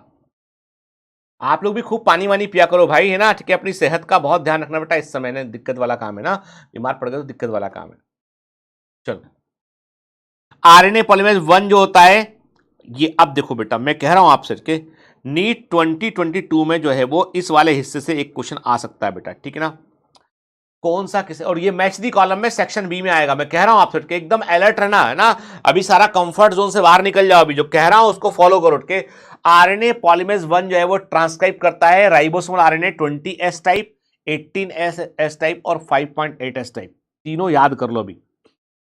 आरएनए पॉलीमरेज सेकंड जो है वो एमआरएनए का प्रिकर्सर जो होता है, एचएनआरएनए, हेटेरोजेनस न्यूक्लियर आरएनए बोलते हैं, प्रिकर्सर ऑफ एक्चुअल एमआरएनए बोलते हैं, इसको बनाता है वो, ठीक है, क्योंकि इसमें प्रोसेसिंग करना बाकी है भी। आरएनए पॉलीमरेज थर्ड जो होता है वो टीआरएनए को बनाता है, 5S आरआरएनए को बनाता है, और एसएनआरएनए स्मॉल न्यूक्लियर आरएनए होता है उसको बनाता है वो, ठीक है, प्लीज रिमेंबर, भूलना नहीं, है ना, इसको याद रखना बेटा, है ना, ठीक। एचएनआरएनए जो होता है वो प्राइमरी ट्रांसक्रिप्ट होता है, इसमें एक्सॉन इंट्रॉन दोनों की सूचनाएं लिखी होती है, नॉन फंक्शन होता है, काम नहीं करता प्रोटीन बनाने के लिए, तो इसको एक्टिवेशन करने के लिए क्या करते हैं, इसकी स्प्लाइसिंग करते हैं, उसे आरएनए स्प्लाइसिंग कहते हैं, और इसमें इंट्रॉन को रिमूव करते हैं, एक्सॉन को आपस में जोड़ देते हैं, और इससे एक्चुअल एमआरएनए बनता है। मतलब एचएनआरएनए को आपको कन्वर्ट करना पड़ेगा, एक्चुअल एमआरएनए में कन्वर्ट करना पड़ेगा, प्रोसेस को क्या बोलोगे आप, इसे बोलोगे आप स्प्लाइसिंग, इसे बोलोगे स्प्लाइसिंग बोलोगे प्रोसेस को आप, ठीक है। एचएनआरएनए में स्प्लाइसिंग के साथ साथ क्या करना पड़ता है, हमें जो है वो एक्चुअल एमआरएनए को बनने के दौरान, यानी जो एचएनआरएनए होता है उसमें 3 चीजें घटती हैं, एक तो स्प्लाइसिंग होगा, इंट्रॉन को निकाल के बाहर कर देंगे, और इसमें जो एंजाइम कॉम्प्लेक्स काम करता है उसे स्प्लाइसियोसोम कहते हैं। स्प्लाइसियोसोम इज एंजाइम कॉम्प्लेक्स जो कि इंट्रॉन को रिमूव करता है और एक्सॉन को आपस में जोड़ता है, ठीक है। साथ में इसमें कैपिंग होगी और टैलिंग होगी। कैपिंग का मतलब है कि जो 5 प्राइम सिरा होता है आरएनए का, वहां पर 7 मिथाइल ग्वानोसिन नाम का एक अनयूजुअल नाइट्रोजन बेस, एक असामान्य नाइट्रोजन बेस को जोड़ते हैं 5 प्राइम एंड पे जाके, उसे बोलते हैं कैपिंग करना। और टेलिंग का मतलब है कि टेल वाला हिस्सा, जो 3 प्राइम वाला हिस्सा होता है, वहां पे पॉली ए एडेनाइलिक एसिड उनको जोड़ते हैं, पॉली ए वाली टेल देखने मिलती है। मतलब एक एक्चुअल यूकैरियोटिक के एमआरएनए में एक कैप होता है, 7 मिथाइल ग्वानोसिन से बना होता है, एक टेल होती है जो पॉली एडेनाइलिक एसिड से बनी होती है, और बीच में एक्चुअल एमआरएनए की सूचना होती है, ठीक है, याद रखना, इसको भूलना नहीं। ये बिल्कुल रिफाइंड इंफॉर्मेशन एग्जाम में पूछी जाती है, एनसीईआरटी में भी लिखा हुआ है, ठीक है। कैपिंग टैलिंग होगा, कैपिंग में 7 मिथाइल गुआनोसिन को हम जोड़ ऐड करेंगे 5 प्राइम एंड पे, और टैलिंग में हम 200 से लेकर 300 तक एडेनाइक एसिड एडेनाइड को हम ऐड करेंगे इसमें, और इससे क्या बनेगा, इससे एक्चुअल एमआरएनए बनेगा जो न्यूक्लियस से बाहर निकलेगा साइटोप्लाज्म में ट्रांसक्रिप्शन के लिए, ट्रांसलेशन के लिए बाहर निकलेगा, ठीक है। देखो इंपॉर्टेंट, आप बोलोगे सब बता दोगे इंपॉर्टेंट क्या, बेटा आप क्या बताएं, हमको पेपर थोड़ी ना मालूम है ना, तो जो हमको लगेगा ना, जो हिस्सा जहां से एग्जामिनर इस बार क्वेश्चन कर सकता है वो हम इंपॉर्टेंट बोल देंगे उसको, ठीक है। ठीक, देखो ये आप डीएनए देख रहे हो, ये क्या बन रहा है बेटा, एचएनआरएनए बन रहा है, कैपिंग किया, 7 मिथाइल गुआनोसिन को ऐड किया यहाँ पे, ठीक है। फिर इंट्रॉन एक्सॉन दिखाई पड़ रहे हैं, आरएनए का स्प्लाइसिंग हुआ यहाँ पे, पॉली टैलिंग हुआ, इसको बोलेंगे हम टैलिंग, पॉलीडाइनिक एसिड ऐड किया, पॉली ए टेल को ऐड किया, है ना, और एक्चुअल एमआरएनए बन गया। याद रखना हमेशा कि एक्चुअल एमआरएनए की जो लेंथ होती है, जो एक्चुअल एमआरएनए की लेंथ होती है वो एचएनआरएनए से हमेशा कम होती है, क्योंकि इंट्रॉन को रिमूव कर दिया गया होता है, ठीक है, क्योंकि इंट्रॉन को रिमूव कर दिया गया होता है, ठीक है। स्प्लिट जीन अरेंजमेंट एक एंशिएंट फीचर, देखो जीनोम के अंदर, हमारे जीनोम के अंदर जो स्प्लिट जीन का अरेंजमेंट है वो एक एंशिएंट फीचर होता है, और इंट्रॉन को हम बोलते हैं रिमिनिसेंट ऑफ एंटीक्विटी कहते हैं, यानी अतीत के झरोके बोलते हैं, अतीत का पुराना पुराना जो जो ना कनेक्शन की भी, पुराने समय में क्या होता था, यानी आरएनए किस तरीके से किस इंफॉर्मेशन थी, तो उसको रिमिनिसेंट ऑफ एंटीक्विटी कहते हैं, ठीक है। ये आरएनए स्प्लाइसिंग, मतलब यहां पर जो जो एंजाइम स्प्लाइसोम होते हैं वहां पे राइबोजाइम रोल प्ले करता है, और राइबोजाइम जो है it is A RNA catalytic RNA होता है जो स्प्लाइसोसोम का हिस्सा होता है। तो स्प्लाइसोम मतलब राइबोजाइम कैटालिटिक आरएनए है, जो बताता है आरएनए के सिग्निफिकेंस को बतलाता है, ठीक है। तो रिमिनिसेंट ऑफ एंटीक्विटी क्या है बेटा, intron sequence of the RNA के जो जीनोम जीन के अंदर जो इंट्रॉन सीक्वेंस है वो रिमिनिसेंट ऑफ एंटीक्विटी कहते हैं उनको, ठीक है। द प्रोसेस ऑफ ट्रांस, अब देखो एक बार ट्रांसक्रिप्शन हो गया तो अब क्या होगा, अब सूचनाओं को हमें जो है वो, यानी कभी भी जीन को, किसी भी जीन को अपने आप को एक्सप्रेस करना होता है, तो कोई भी जीन अपने आप को एक्सप्रेस करता है by the way of transcription and translation. पहले एमआरएनए बनेगा और एमआरएनए से प्रोटीन बनेगा, यानी अल्टीमेट पर्पस जीन का है कि सेल की मेटाबॉलिज्म को कंट्रोल करे प्रोटीन बनाकर, चाहे वो प्रोटीन एंजाइमेटिक हो, चाहे वो स्ट्रक्चर प्रोटीन हो, ठीक है, क्लियर, चाहे वो करियर प्रोटीन हो, वो बनेगा किससे, जीन के कंट्रोल में बनेगा वो, ठीक है। तो यहां पे आप क्या बोल रहा है कि ट्रांसलेशन की प्रोसेस में हमको जेनेटिक इंफॉर्मेशन को ट्रांसफर करना होता है। हर एक प्रोटीन की खास बात क्या होती है, every protein is having unique feature, हर एक प्रोटीन की खास बात ये होती है कि उसमें उसमें अपना एक यूनिक अमाइनो एसिड का सीक्वेंस होता है, और अमाइनो एसिड का ये सीक्वेंस डिसाइड कौन करता है, डीएनए डिसाइड करता है। डीएनए से ये सीक्वेंस राइबोसोम को कैसे मालूम चलता है, एमआरएनए के थ्रू मालूम चलता है। तो एमआरएनए जब डीएनए की सूचनाओं को, जेनेटिक मैसेज को एमआरएनए कॉपी करके लेके आता है, तो उन सूचनाओं को हम जेनेटिक कोड्स बोलते हैं। तो जेनेटिक कोड किसमें होते हैं, एमआरएनए पे होते हैं। जेनेटिक कोड्स को हम कोडॉन्स भी कहते हैं, किसमें होते हैं, एमआरएनए पे होते हैं। इन कोड में होता क्या है, अमाइनो एसिड के सीक्वेंस का को डिसाइड करने वाले कोड होते हैं। अब एक अमीनो एसिड को डिसाइड करने वाला कोड 3 नाइट्रोजन बेस से मिलकर बना होता है, 3 न्यूक्लियोटाइड से मिलकर बना होता है, बेस्ट ट्रिपलेट बोलते हैं। जो जेनेटिक कोड होते हैं उदाहरण दी बेस्ट ट्रिपलेट, ठीक है। जेनेटिक कोड अमाइनो एसिड के सीक्वेंस को डिसाइड करते हैं बेटा, ठीक है। जॉर्ज गेमो एक फिजिसिस्ट थे, इन्होंने फर्स्ट टाइम बताया इन्होंने कि 20 तरह के अमाइनो एसिड होते हैं, और हर एक अमाइनो एसिड को कोड करने वाला जो है वो एक 3 न्यूक्लियोटाइड से बना हुआ जेनेटिक कोड होता है, ठीक है। और इन्होंने जेनेटिक कोड की डिक्शनरी को बताया। जेनेटिक कोड की खोज को क्या बोलते हैं, क्रैकिंग और डेसिफरिंग ऑफ, जेनेटिक कोड की खोज को क्या बोलते हैं, क्रैकिंग और डेसिफरिंग ऑफ जेनेटिक कोड कहते हैं। इसको निरनबर्ग और मथाई ने किया था, किसको किया था, निरनबर्ग मथाई ने किया। पहली बार इन्होंने पता लगाया कि पॉलीफिनाइल एलिनिन का कोड पता लगाया, जो ट्रिपल यू था। Triple U was the first discovered genetic code, triple U था, फिनाइल एलिनिन अमाइनो एसिड का कोड था, ये पहला जेनेटिक कोड था, खोजा गया था, निरनबर्ग मथाई ने खोजा था, ठीक है। देखो this is the genetic code dictionary, ये जेनेटिक कोड डिक्शनरी आपको दिखाई पड़ रहा है ना।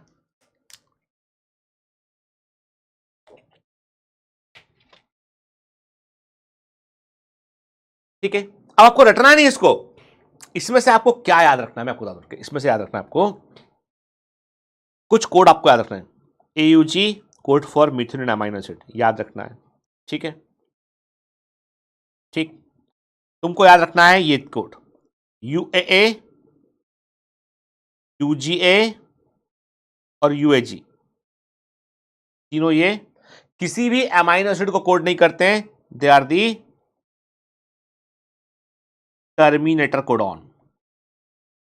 ठीक है, याद रखना है। ठीक है, AUG is the chain initiating codon. हर प्रोटीन चेन का पहला अमाइनो एसिड मिथ्योनिन होता है, क्योंकि हर एमआरएनए का पहला कोड AUG होता है। हर एमआरएनए का पहला कोड AUG होता है, याद रखना। ठीक है ना, क्लियर। ट्रिपल यू फेनिलएलनिन पहला खोजा गया जेनेटिक कोड था। ट्रिपल यू फेनिलएलनिन पहला खोजा गया जेनेटिक कोड था, आपको याद रखना है। ठीक है ना, क्लियर। तो अब देखो बेटा, बाकी सब रटने की जरूरत बिल्कुल नहीं है आपको, है ना। ठीक है, जो मैंने बता दिए 3 4 5 ये आपको याद रखने हैं। देखो,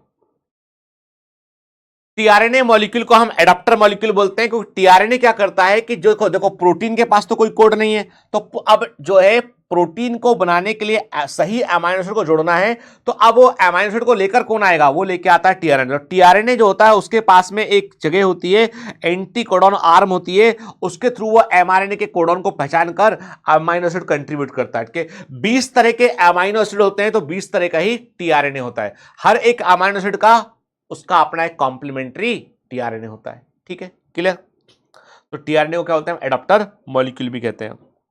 तो एंटी कोडॉन कहां होते हैं, टीआरएनए पर होते हैं। कोडॉन कहां होते हैं, एमआरएनए पर होते हैं। ठीक है, क्लियर। फिर देख रहे हैं आप, ट्रांसलेशन मतलब प्रोटीन बनने की प्रोसेस कहां होती है, राइबोसोम पर होती है। तो राइबोसोम क्या करते हैं, एमआरएनए के कोड को पढ़ते हैं, उसके अकॉर्डिंग टीआरएनए को कॉल करते हैं, टीआरएनए आते हैं और अपने सीक्वेंस के अकॉर्डिंग एंटीकोडॉन से मैच करते हैं और एमिनो एसिड कंट्रीब्यूट करते हैं। 2 एमाइनो एसिड के बीच में पेप्टाइड बॉन्ड बनता है और प्रोटीन चेन बन जाती है। ठीक है, हरगोविंद खुराना ने जो है वो प्रूफ दिया था कि कोडॉन ट्रिपलेट होते हैं और इसके लिए उन्होंने कोपॉलीमर का इस्तेमाल किया था उन्होंने। ठीक है, और इन्होंने बताया था कि जेनेटिक कोड जो होते हैं वो ट्रिपलेट होते हैं, इसको उन्होंने प्रूफ किया था, बताया था, गेमो ने प्रूफ किया, हरगोविंद खुराना ने। ठीक है, सिवेरो ओका एंजाइम, देखो जब भी कभी जेनेटिक कोड के जो प्रयोग किए गए उससे मनचाहे प्रकार के आरएनए को तैयार किया गया। जैसे कि निरेनबर्ग और मथाई ने क्या किया, उन्होंने you you you you you you वाले यूरेसिल यूरेसिल यूरेसिल वाले एक एमआरएनए को तैयार किया इन्होंने। 20 टेस्ट ट्यूब ली इन्होंने। एक टेस्ट ट्यूब में प्रोलिन अमीनो एसिड था, एक टेस्ट ट्यूब में ग्लाइसिन अमीनो एसिड था, एक टेस्ट ट्यूब में जो है वो आइसोल्यूसिन अमीनो एसिड था, एक टेस्ट ट्यूब में फेनिलएलनिन अमीनो एसिड था। 20 टेस्ट ट्यूब लिया, 20 टेस्ट ट्यूब में 20 तरह के अमीनो एसिड को डाला उन्होंने, पूरा प्रोटीन बनने का मीडियम प्रोवाइड किया, लेकिन एमआरएनए डाला उन्होंने ट्रिपल यू वाला, uracil uracil poly you mRNA बोलेंगे इसको, पॉली यू एमआरएनए का उपयोग किया इन्होंने। देखा उन्होंने, जिस टेस्ट ट्यूब के अंदर फिनाइल एलिन नाम का एमाइनो एसिड प्रेजेंट था वहीं पर प्रोटीन चेन बना, बाकी कहीं नहीं बना।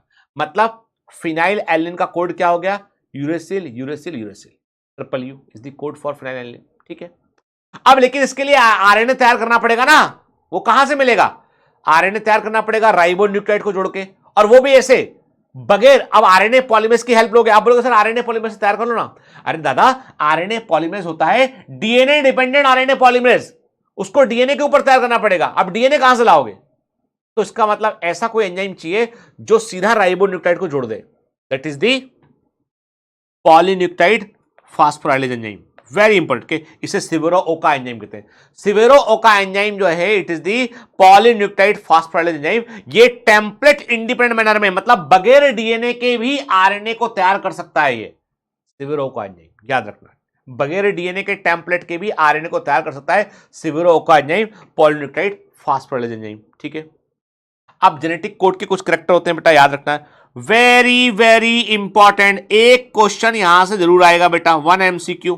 ठीक है, याद रखना, यहां से जरूर आएगा। जेनेटिक कोड क्या होते हैं, बेस्ट ट्रिपलेट होते हैं, यानी एक जेनेटिक कोड एक अमाइनो एसिड को रिप्रेजेंट करता है। कुल 64 जेनेटिक कोड होते हैं, 3 नॉनसेंस कोड होते हैं, मतलब 61 जेनेटिक कोड 20 अमाइनो एसिड को कोड करते हैं। इसका मतलब एक अमाइनो एसिड के लिए एक से अधिक कोड हो सकते हैं। इसका मतलब इस कैरेक्टर को बोलते हैं हम degeneracy. The genetic codes are degenerate. Degenerate का मतलब होता है कि एक अमाइनो एसिड के लिए एक से अधिक कोडॉन हो सकते हैं।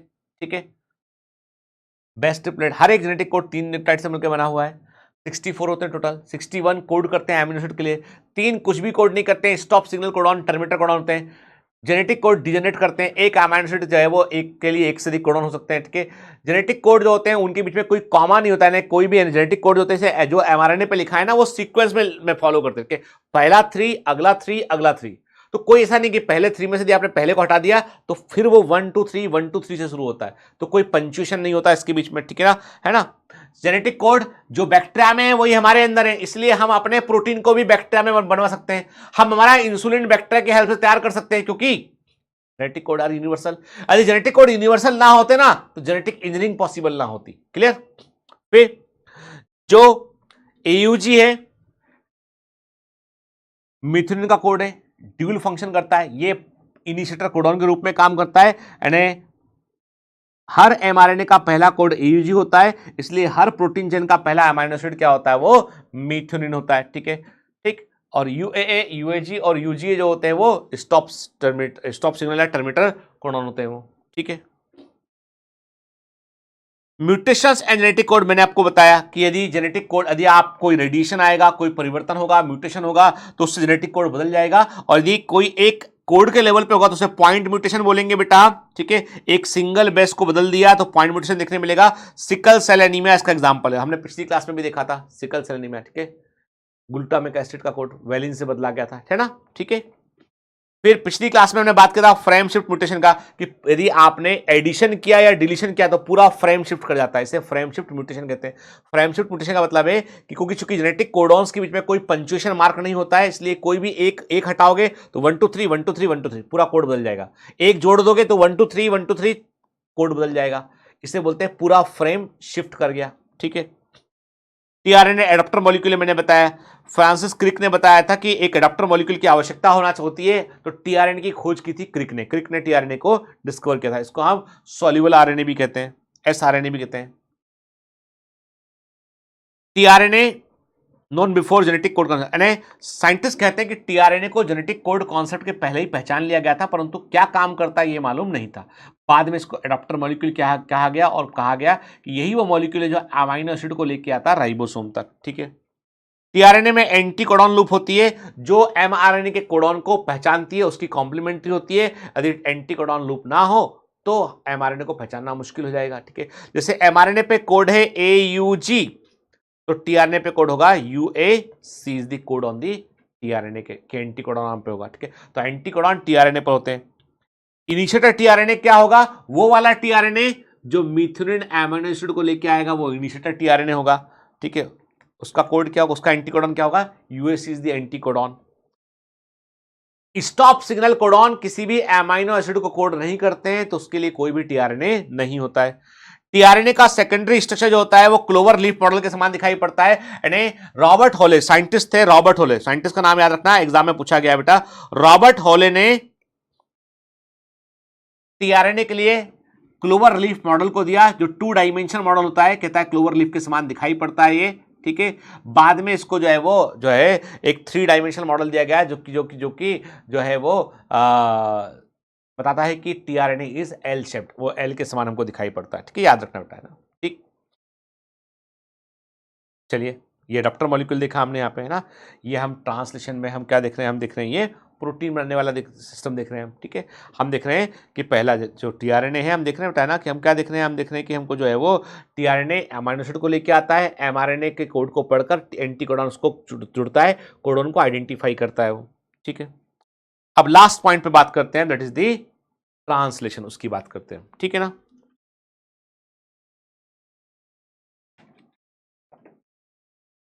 लेक्चर बेटा कभी कभी लंबे हो जाते हैं, पोर्शंस बड़े हैं, हमारे लिए बहुत आसान है कि हम छोड़ दें इसको, हमारे लिए बहुत आसान है कि हम उसको बहुत ही शॉर्ट कर दें, पर प्रॉब्लम क्या है बेटा, एग्जाम में तो तुमको बैठना है, तो मेरी छोटी सुविधा है तो तुमको बड़ी दिक्कत नहीं होना चाहिए, इसलिए हम लोग मेहनत करते हैं, हम लोग एक एक चीज पर मेहनत करते हैं, हमको हमारे को रिजल्ट चाहिए, ठीक है, हमको आपसे रिजल्ट चाहिए बेटा, है ना, ठीक है। चलिए, मतलब क्रैश कोर्स का मतलब निपटारा नहीं कि कुछ भी निपटू के निकल गए, नहीं, मतलब हम सिग्निफिकेंट मेहनत कर रहे हैं इसमें ताकि रिजल्ट मिले हमको इससे भी, ठीक है। चलिए, एक बात बता दूं, बायोमेंटर्स की सबसे बड़ी खास बात है इसका रिजल्ट। बायोमेंटर्स एक ऐसा ऑर्गेनाइजेशन है जो सिर्फ और सिर्फ अपने परिणाम के लिए जाना जाता है। हम बिल्कुल ऑनेस्टली ईमानदारी से ना, हम कोई स्टार्टअप नहीं है, कोई हल्ला नहीं, कोई बोझ नहीं है, हमको सिर्फ गिनती के बैच लॉन्च करते हैं। हमको बहुत हजारों लाखों करोड़ों बच्चा भी नहीं चाहिए, हमको अपने बच्चे जितने हैं वो पूरी शिद्दत से पढ़ते हो, अच्छा रिजल्ट देते हो। हमको प्रायोरिटी इंस्टीट्यूट बनना है, हमको पॉपुलर इंस्टीट्यूट नहीं बनना कि बहुत बड़ा पैसा है, ये है, बहुत बड़ा दाम है। नहीं, हमको बनना है कि आप बच्चों की प्रायोरिटी होना चाहिए, बायोमेंटर्स में एडमिशन मिल गया, लाइफ सफल होगी, बस इतनी सी बात। हमको उस क्वालिटी का इंस्टीट्यूट में कन्वर्ट होना है कि जहां पर एडमिशन मिलना है मतलब करियर बन गया आपका। हल्ला नहीं चाहिए, हल्ला गुल्ला नहीं चाहिए, गुणवत्ता चाहिए, क्वालिटी चाहिए, अच्छा बच्चा मेहनत वाला। पढ़ा करो बेटा, तुम पर बहुत भरोसा है मुझे कि तुम अच्छा रिजल्ट लेके आओगे और इस इंस्टीट्यूट का और आपका अपना माता पिता का मेरा सबका नाम रोशन करोगे, है ना। ठीक है, चलो ट्रांसलेशन की बात करते हैं। क्या होता है, एमिनो एसिड को जोड़ते हैं, पेप्टाइड बॉन्ड को बनाते हैं और पॉलीमराइजेशन को होता है। मतलब एक्चुअली पेप्टाइड बॉन्ड बनता है, CONH बॉन्ड पढ़ा हुआ है हम लोगों ने बायोमोलिक्यूलर के, और उसको जोड़कर हम एमिनो एसिड जोड़ते हैं और पेप्टाइड चेन को बनाते हैं। ठीक है, एमिनो एसिड के सीक्वेंस को डिसाइड कौन करता है, mRNA का सीक्वेंस के दो एमिनो एसिड के बीच में क्या होता है, पेप्टाइड बॉन्ड बनता है। पेप्टाइड बॉन्ड को बनाने के लिए एनर्जी की रिक्वायरमेंट होती है। हमेशा ट्रांसलेशन की शुरुआत में सबसे पहले होता है एमिनो एसिड का एक्टिवेशन। टीआरएनए उसी एमिनो एसिड को पिकअप करता है जो एक्टिवेटेड होता है। याद रखना, एमिनो एसिड के एक्टिवेशन के लिए उसमें एटीपी को खर्च करना पड़ता है। एंजाइम लगता है amino acyl synthesis, amino acyl tRNA synthesis. Amino acyl tRNA synthesis नाम का एंजाइम यहां पे काम करता है जो एमिनो एसिड को टीआरएनए से जोड़ने में हेल्प करता है। लेकिन एनर्जी खर्च होती है प्रोसेस में, कुछ भी मुफ्त में नहीं होता है।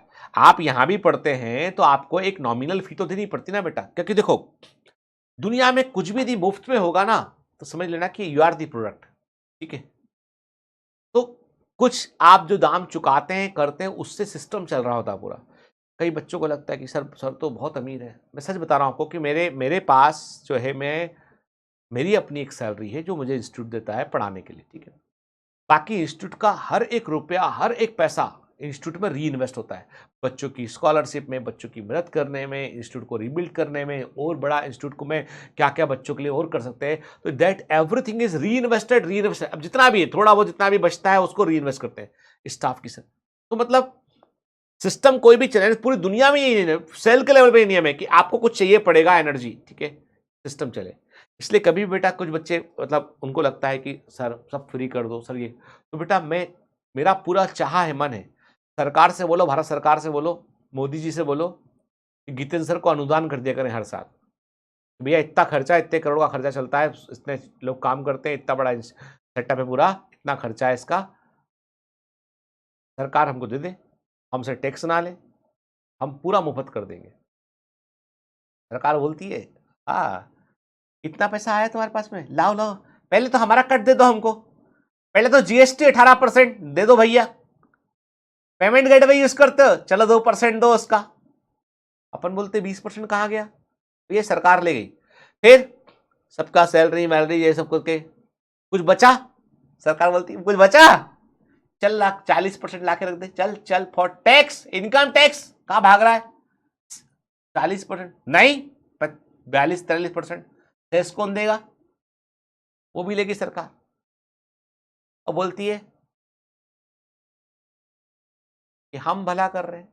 हम कहते भैया हम तो सब बच्चों का बच्चों में करते, तो हमसे टैक्स भी ले गए, हम तो कुछ ले भी नहीं रहे, तुम हमसे हमसे बड़ा हिस्सा तुम ले गए है ना, बगैर कुछ किए। ये होती सरकार के पावर।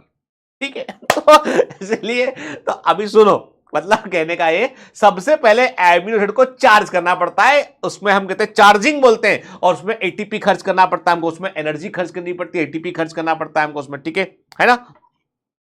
सेकेंड फेज में चार्ज जो है हमने कहा उसको हमने क्या क्या एनर्जी खर्च किया, चार्जिंग में भी काम खत्म नहीं हुआ है। एमिनो एसिड को आपने एक्टिवेट किया, एक्टिवेट करना चार्जिंग नहीं है, आपने उसको एक्टिवेट किया एटीपी खर्च करके। अब जब इस एक्टिवेटेड एमिनो एसिड को आप टीआरएनए पर डालोगे, दैट इज चार्जिंग। चार्जिंग का मतलब एमिनो एक्टिव, देखो बेटा दो चीजें से कंफ्यूज मत करना जो मैंने कहा उससे। एमिनो एसिड पर एटीपी खर्च करोगे, एनर्जी को उसमें डालोगे, अंदर एक्टिवेट हो गया, वो एक्टिवेट हो गया, जैसे टीआरएनए आया उससे जुड़ गया, that is charging, that is charging. ठीक है ना, ठीक, एमिनो एसाइलेशन कर बोलते हैं, ऑफ टीआरएनए बोलते हैं। ठीक है, थर्ड फेज में होगा पॉलीमराइजेशन। अब पेप्टाइड बॉन्ड बनेगा, मतलब जब ये टीआरएनए एमिनो एसिड को लेके जाएगा राइबोसोम तक, पेप्टाइड बॉन्ड बनेगा। राइबोसोम की 2 सब यूनिट होती है। स्मॉल सब यूनिट जो होती है वो एमआरएनए को से जुड़ती है पहले, उसके बाद लार्जर सब यूनिट जुड़ेगी और कंप्लीट प्रोटीन बनाने वाली यूनिट बनेगी। सबसे पहले स्मॉलर सब यूनिट एमआरएनए को पकड़ेगी, फिर लार्जर सब यूनिट पर आके जोड़ेगी उसको और उससे कंप्लीट प्रोटीन बनाने वाली यूनिट बनेगी। ठीक है ना। लार्ज सब यूनिट में 2 जगह होती है, एक से टीआरएनए इंटर करता है, एक से बाहर निकलता है, पी साइड और ए साइड। एक से आके इंटर करता है, एक से बाहर निकलता है। ठीक है, और होता क्या है इसमें कि इसमें जो है वो जो लार्जर सब यूनिट होती है उसमें एक आरएनए होता है, उसमें एक आरएनए होता है 23SR आरएनए होता है बैक्टीरिया में, जो राइबोजाइम एंजाइम है एक्चुअली में, और ये कैटलिस्ट के समान काम करता है, पेप्टाइड बॉन्ड को बनाने में रोल प्ले करता है। तो राइबोसोम की लार्जर सब यूनिट में जो 23SR आरएनए होता है वो पेप्टाइड बॉन्ड को बनाने में रोल प्ले करता है, राइबोजाइम कैटलिस्ट के समान रोल प्ले करता है। ठीक है, क्लियर। एक एमआरएनए जो होता है उसमें कुछ एडिशनल सीक्वेंस भी होते हैं बेटा जो ट्रांसलेट नहीं होते हैं एमआरएनए में। मैंने कहा ना आपसे अनट्रांसलेटेड, 7 मिथाइल गुआनोसिन वाला कैप वाला रीजन, टेल वाला रीजन के, इसके अलावा कुछ ऐसे रीजन होते हैं जो अनट्रांसलेटेड रीजन होते हैं। तो ये रीजन क्या होते हैं बेटा, ये इफिशिएंट ट्रांसलेशन के लिए प्रॉपरली जोड़ना है एमआरएनए को। ठीक है, तो वहां पे खाली जगह चाहिए जुड़ने के लिए। ठीक है, ताकि काम शुरू हो सके। तो वो जगह जो खाली जगह होती है ना, वहां पे अनट्रांसलेटेड रीजन एमआरएनए में पाए जाते हैं। भाई राइबोसोम को कहीं जोड़ना पड़ेगा ना, पहले तो प्रॉपर अलाइनमेंट करना पड़ेगा, तो जहां पे अलाइनमेंट करने के बाद काम शुरू करना पड़ेगा। तो पहला कोड सही से आए उसके लिए आगे कुछ जगह खाली होना चाहिए। ठीक है, पीछे कुछ जगह खाली होना चाहिए। ठीक है, ऐसा है बेटा जैसे हम कॉपी के पेज पे लिखते हैं ना, तो पूरा ऊपर से लास्ट तक नहीं लिखते, हम जगह खाली छोड़ते हैं ना कि प्रॉपर दिखाई पड़े, ताकि हम पेन कहां रखें, हाथ कहां रखें, प्रॉपर दिखाई पड़े। बिल्कुल वैसे समझ लो आप कि एमआरएनए पे भी कुछ अनट्रांसलेटेड रीजन शुरू में भी होते हैं और लास्ट में भी होते हैं इसमें। ठीक है, इनिशियल के लिए राइबोसोम सबसे पहले एमआरएनए से जुड़ता है और पहला कोडॉन होता है एयूजी, इनिशिएटर टीआरएनए वहां पे आता है, और इसके बाद फिर एक के बाद एक एमिनो एसिड सीक्वेंस जो है वो सीक्वेंस के अनुसार एमिनो एसिड को जोड़ा जाता है, और सीक्वेंस को डिसाइड कौन करता है, एमआरएनए डिसाइड करता है। और ये सीक्वेंस एमआरएनए पे कहां से आते हैं, वो डीएनए से आते हैं, डिसाइडेड बाय द डीएनए।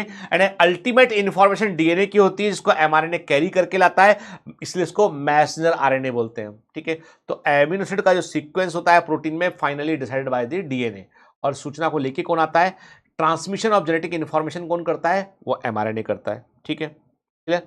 अब आपको कुछ कीवर्ड बेटा याद रखने हैं। ठीक है, मैंने आपके इस बार मैंने इस चैप्टर में मैंने आपको टीचर टॉट वाले पेज में, इंट्रोडक्शन वाले पेज में कुछ कीवर्ड दे रखे हैं, ताकि आप इसकी मदद से इंपॉर्टेंट वर्ड को कभी भूल ना जाए। ये इंपॉर्टेंट वर्ड है जो एग्जाम में आ सकते हैं, तो इन कीवर्ड से पूरा चैप्टर रिकॉल करने की कोशिश कीजिएगा। ठीक है, चलिए यहां पर हमारा मॉलिक्यूलर बेसिस ऑफ इनहेरिटेंस का पार्ट 1 खत्म होता है। पार्ट 2 में क्या पढ़ेंगे, पार्ट 2 में जीन रेगुलेशन पढ़ेंगे, ह्यूमन जीनोम प्रोजेक्ट पढ़ेंगे, डीएनए फिंगरप्रिंटिंग पढ़ेंगे, वो पार्ट 2 में देखेंगे।